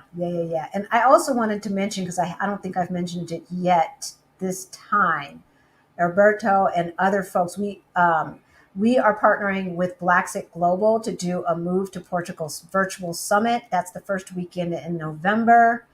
Move to Portugal Virtual Summit. You can sign up to get on the wait list down below. It's like the fourth entry after the description. Hey, tall boy. 200 plus people watching, only 80 likes, Action VJ said. So I don't know if that's still where it's at. I don't think I can see those.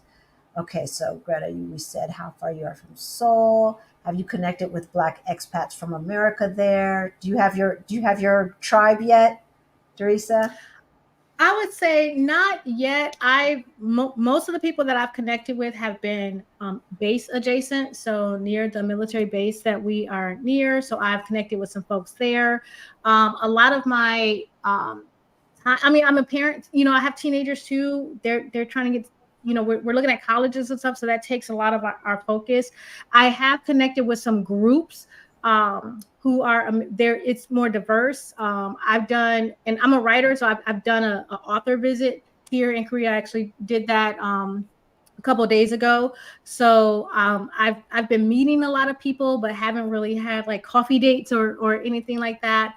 Education and work culture, they take education very seriously. But if you come as an American, especially if you come like we did with the government, you are allowed to go to a DoD school or an international school, or if you homeschool, they will pay for your educational materials. So you can still you still educate your children like an American if you wish, or you can send them to an international school where they can get an international baccalaureate degree that is accepted everywhere.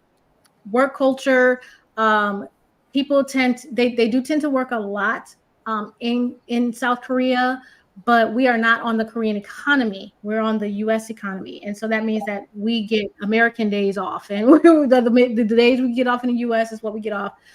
We follow the Department of Labor rules for U.S. citizens, so we have a 40-hour work week, even if that's not the work week that they have in South Korea. I love it. Halisi and Rick's Move Abroad Toolkit. I found a few hundreds of wasteful spending to pay off credit card debt. Cool. Yes, Jessica. That's what I like to hear. I just took a look at my financial accounts and was in shock at the numbers I spend on eating out. I'm trying to tell y'all.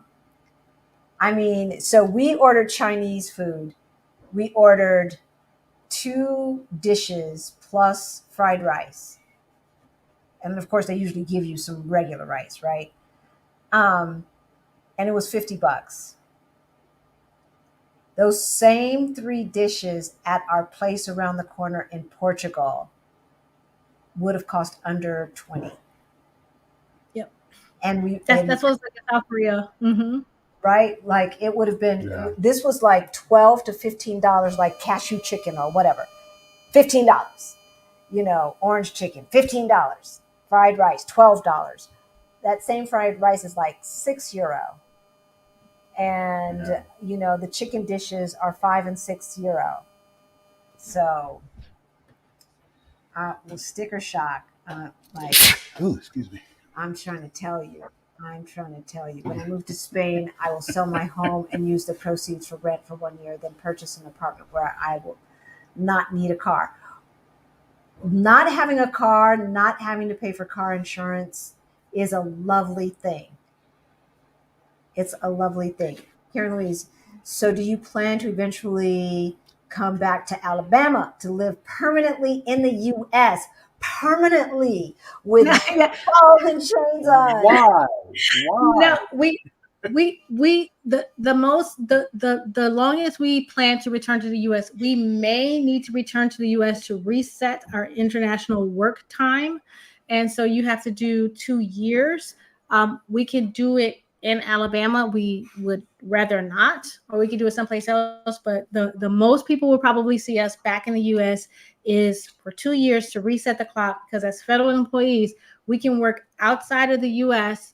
as a federal employee for up to 12 years. And so you just have to do a 2-year reset in the middle of that time at about that 5 to 7 year mark. And so we will do that and then be back on our way again. We will be, after this first round of living internationally, we will be at our FIRE number. So if we cannot get another federal position, you're good to go. Then we can go. Yeah. But that's one of the reasons why we went ahead and took this position now, because when I do start, like when I accept my position here, we will be able to save 75% Yes. or more of my salary, and that's just because I'm planning on playing a lot with my money. Like our y'all get a federal job. I'm just saying, just get a federal. but you know, so we will be, by the time we finish our visa here, we'll be at FIRE. But we don't necessarily, like, we like our jobs, we like what we do, and so if we can continue to do that, we will continue to do that internationally. And if not, we will be joining Rick and Talisi and being like, okay, we're done. We quit. So, and so now I understand why Christina and Aman moved back to the United States for a bit before they moved to Japan. It's the reset. Yeah. Reset Okay, your clock. Yeah. And so Tanya is asking if your house is paid for, should you rent? So Tanya, if you're talking about in general, it depends. Yeah. Right? Like I don't encourage people to necessarily put a lot of money towards paying off their house, unless they plan to retire in the place that their house is at and they plan to live in that house. Right. Then maybe you should try to pay it off. But otherwise, there's ways to pay off your house without giving the money to your mortgage company every month or 3 times a year, extra money and stuff like that. So if you are in or beyond the bling, then we talk more about that. But so if you need an income stream, then renting out your house is a way to do that.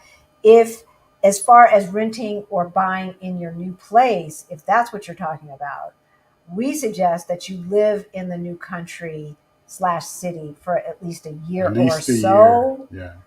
Learn everything that you can learn, because you want to get the biggest bang for your buck, right? And you don't know the market, you don't know the laws. You need to find folks who can help you, that you can trust, and that's going to take a minute. And it's also going to take a minute to see where are the areas where people are that are still undervalued. Mm-hmm. Do y'all plan to travel to other places in Asia? I think we kind of talked about that, but is there anything else you want to add? Yep, absolutely. So you've got the biggest thing is that it's really easy. Yeah, you do have to have a visa to enter South Korea, Tallboy. But what she was saying was that she didn't have to bother with learning all the rules because they moved with a job, Right. and so the job did all the heavy lifting. All they had to do was show up and give them the required paperwork. Yeah, to come to South. Anyone with a U.S. passport can come to South Korea for 90 days. And then after 90 days, you have to leave and then come back, which is, a lot of countries are like that. But there are different types of visas you can get for long-term stay. Usually when you're just applying for a visa as a U.S. citizen, you'll get a 1-year visa or a 2-year visa. Because of our job, or because of my husband's job, everybody in our household got an automatic 3-year visa. Okay. And if his time is extended, our visas will be extended for his time. And so everybody in our household, even my college students, fall under that long-term visa. I love it. And so, this, Tallboy, though, when you show up, that's a tourist visa that you're showing up on, even if you didn't have to technically fill out any paperwork. You're still there on a visa. Right, you're on visa. As far as a residency visa goes, yes. For long-term stays, yes. I don't think there's anywhere where you can stay long-term without some type of visa, even if it's a 1-year tourist visa, like I think Georgia offers or something like that. And there's different types of visas too, because some allow you to work, some don't. Some don't. Exactly. So y'all know that. And for those of you who are new to our channel, also, when we keep saying FIRE, y'all know that's Financial Independence, Retire Early.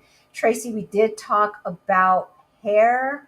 And basically, you know, what we said in South Korea, especially where there's a lot of bases, there's going to be Black folks. There's also a lot of South Koreans who have taken it upon themselves to learn how to do Black folks' hair because they ain't stupid and they want that money. So she has found folks to do her hair, not just do it, be willing to do it, but learn how to do it in a healthy way. Yeah, so it's good. not breaking our hair off and stuff like that. So I'm not sure what they're talking about, so I'm not getting to that conversation. Yes, we've been to Jeju Island. We actually went to Jeju Island a couple weeks ago. We did a tour there. We were there for 3 days. It was the most beautiful place I've ever seen. It was so much fun. It was my husband and I and our son, because my daughter is in Taiwan right now, and it was cheap to go. We were there for 3 days. It was like $1,300 for the three of us. We stayed in a 5-star hotel. Tours were included. Wow. The plane ticket was the domestic plane ticket. So we flew to Jeju Island, Right. and stayed in a 5-star hotel and went on all these amazing tours and visited museums. But the place is absolutely stunning. It is one of the most beautiful places I've ever seen in my life. It reminds you of the Caribbean, with beautiful waterfalls and everything.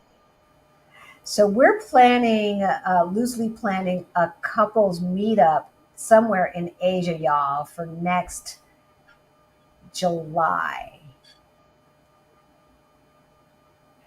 It's going to be rainy season, but maybe you might, but yeah, Jeju Island, they call it the marriage island because so many people go there on their honeymoon. Oh, okay. I love it. I love it. I love it. I love it. So Black said, moving abroad adds years to your life. I believe it. Stress falls away.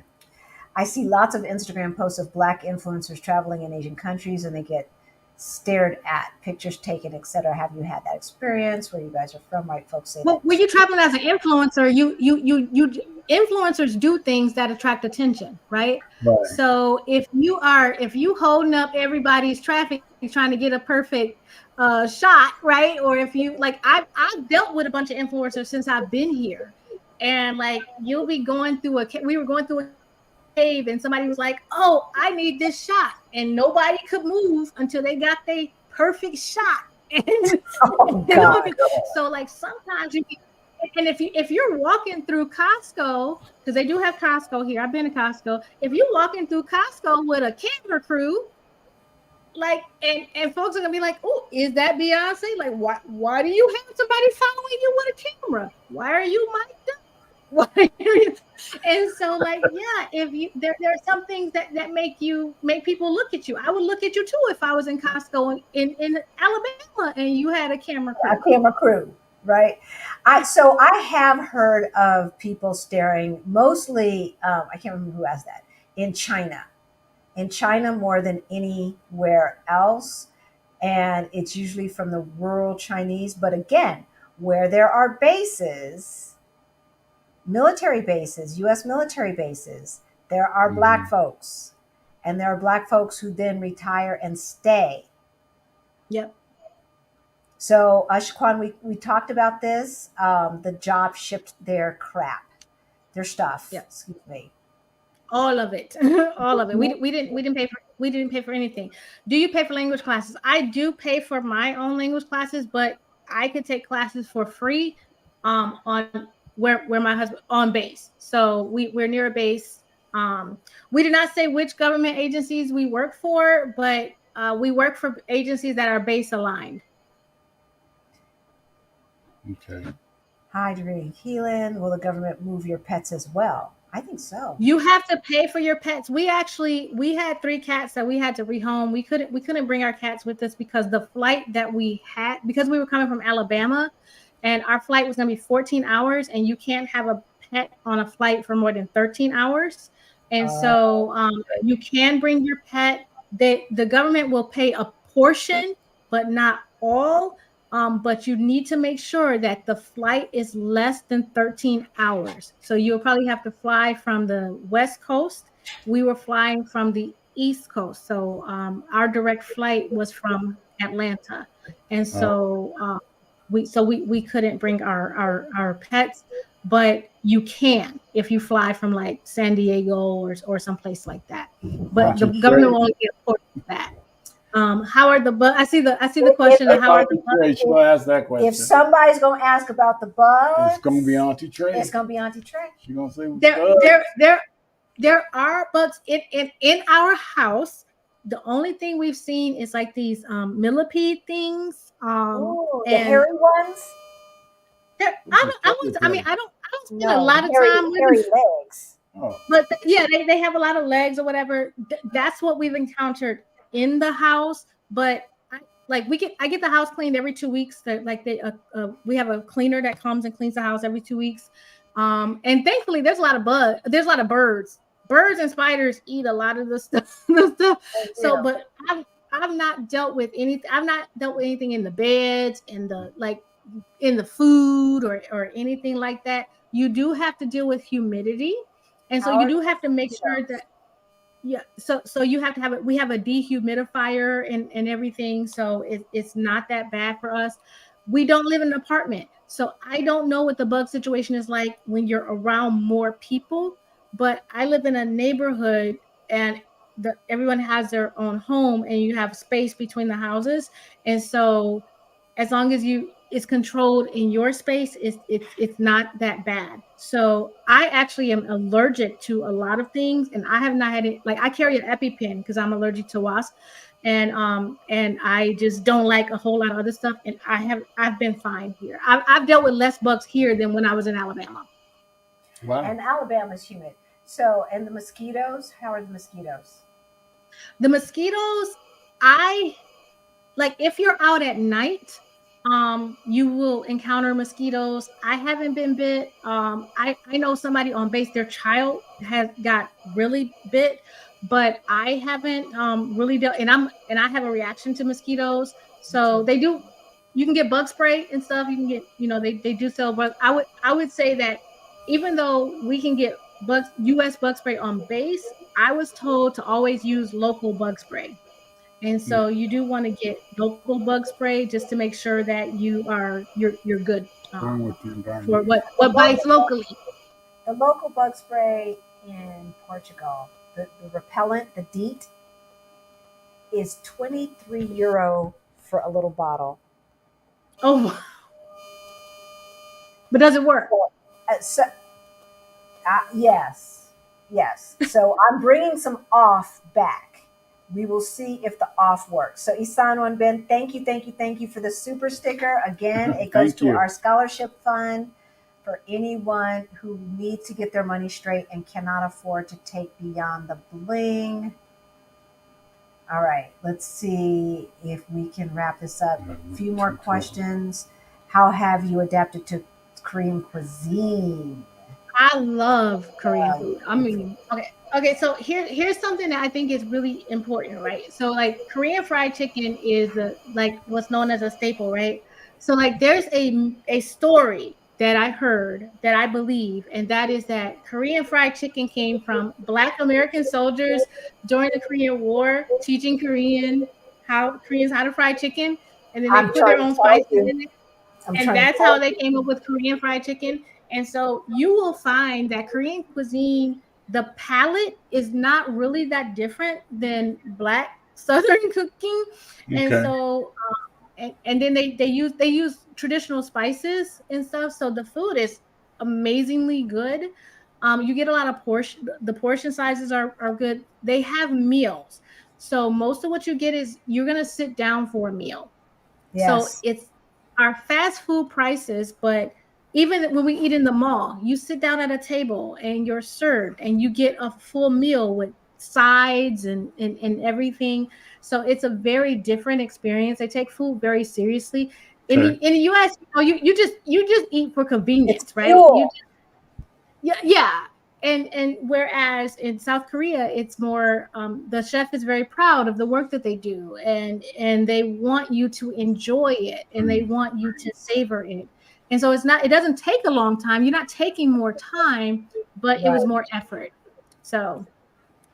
Wow. Um, Relations with North Korea. I was okay. This was my mom. My mom is still in the U.S. That was her big concern. She was like, "Oh," and what I told my mom is that I would rather have a crazy neighbor to the north than be the crazy neighbor to the north.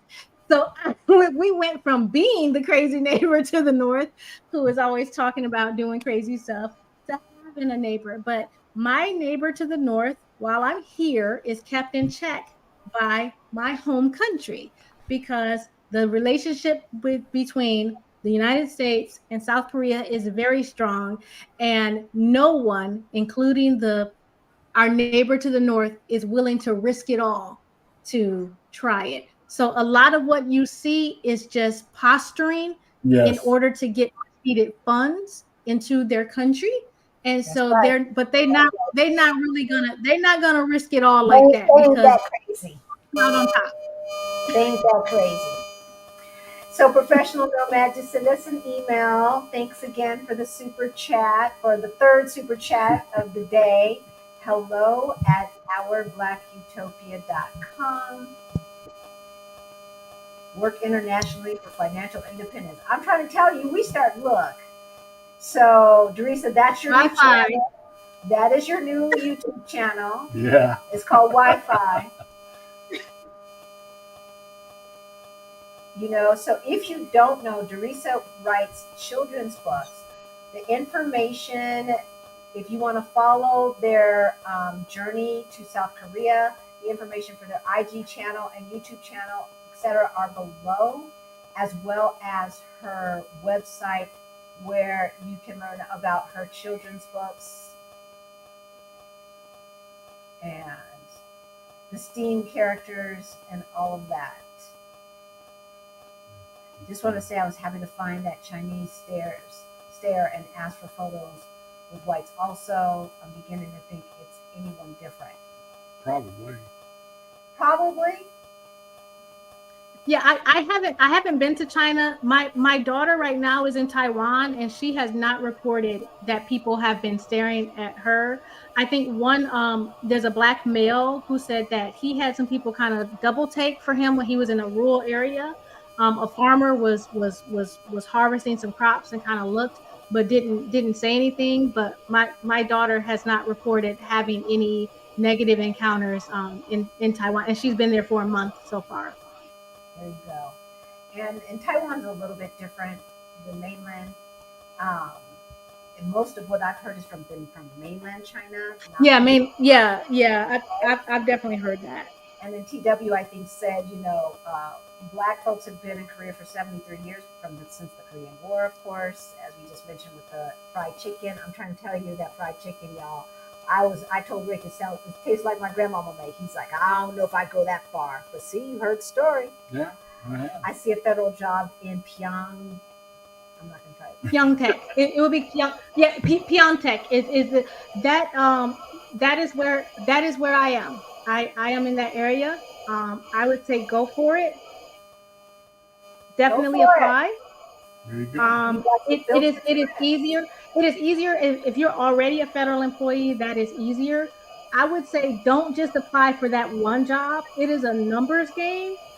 A lot of people like to work for the federal government abroad, so apply for every job that you might qualify for, because you can always change if you get there. And you can always say no, but you can't say no to something that's not offered. My old roommate was Korean, and every day she cooked us dinner for her daughter, and I got the benefits of that. So good. Yeah. Yes. I love eating other people's food that they cook. It's amazing. That I don't have to cook. I love that. So we are going to wrap this up. I thank you so much for waking up at the crack of dawn to talk to us. I mean, it was a pleasure. Yes. And because, again, I just want to say, look, you guys, there are lots of ways to do this living abroad thing. And if you think that everything that you would ever want, you can find in the United States, and that is your happy place, this is probably not your channel. this is probably not your channel. But there's a big wide world out there. And like Krishan said, moving abroad adds years to your life. And I don't think that it's just because the stress level of being from the African diaspora in North America. I don't think it's just that. I also think it is that your brain gets exercise. You're learning new things. You're learning at least pieces of a new language, how to work the ATM machine and the oven, and learn about Celsius and how to take public transportation and where to get the blood work done and all of this stuff that you never really thought about because you learned through mom and dad as you grew up. You now have to relearn. And so that is what keeps the brain working. If you need help getting your money straight, get into our Beyond the Bling Money Mindset Makeover for Financial Independence. Look at the modules. We talk about investing in the stock market, investing in real estate, getting a side hustle for extra money, how you do that assessment to see where your money is going, and calculate your FI number, your financial independence number, all that stuff. If you want to move to Portugal, sign up for our Move to Portugal Summit. If you're like, I just need some questions asked, or I got some more questions about getting out of the US, you can book a call with Rick and I. Yep. Yeah. That information is below as well. Hit that like button because Doresa and Keelan gave us some great information about what it is to experience life abroad, how your kids can live and adapt and thrive abroad, and an easier way to do it, a quicker way to do it sometimes to get to FI is to let other folks pay for some of your stuff. Yeah. i.e. get a government job. Government. So with that, we love you guys. We will be in LA the next time we talk to you, which will be this Thursday. Yeah, this Thursday. I have no idea what we're talking about this Thursday. If you have some ideas, thank you, Jazzy Old Chick, for the super sticker. Thank you, thank you, awesome. Thank you. Again, goes to our scholarship fund. We so appreciate it. We love you. We have no idea. If you have something that you want us to talk about on Thursday, send us an email. Shoot us an email. Hello at ourblackutopia.com, because I don't know what we're going to talk about. Yeah, we're traveling, so it's like... Yeah, we're going to be in LA. She'll probably be asking me all the way there on the plane. What we going to talk about? What we talking about? What we talking about? I don't know. And we got to get Gloria Vincent straight. That's my mama. And so, yeah, I just can't wait. This time next week, we will still be in LA. The following week, we will be back home in beautiful Lisbon, Portugal. Yay! We love you guys. Thank you. Love you. Bye-bye. See ya.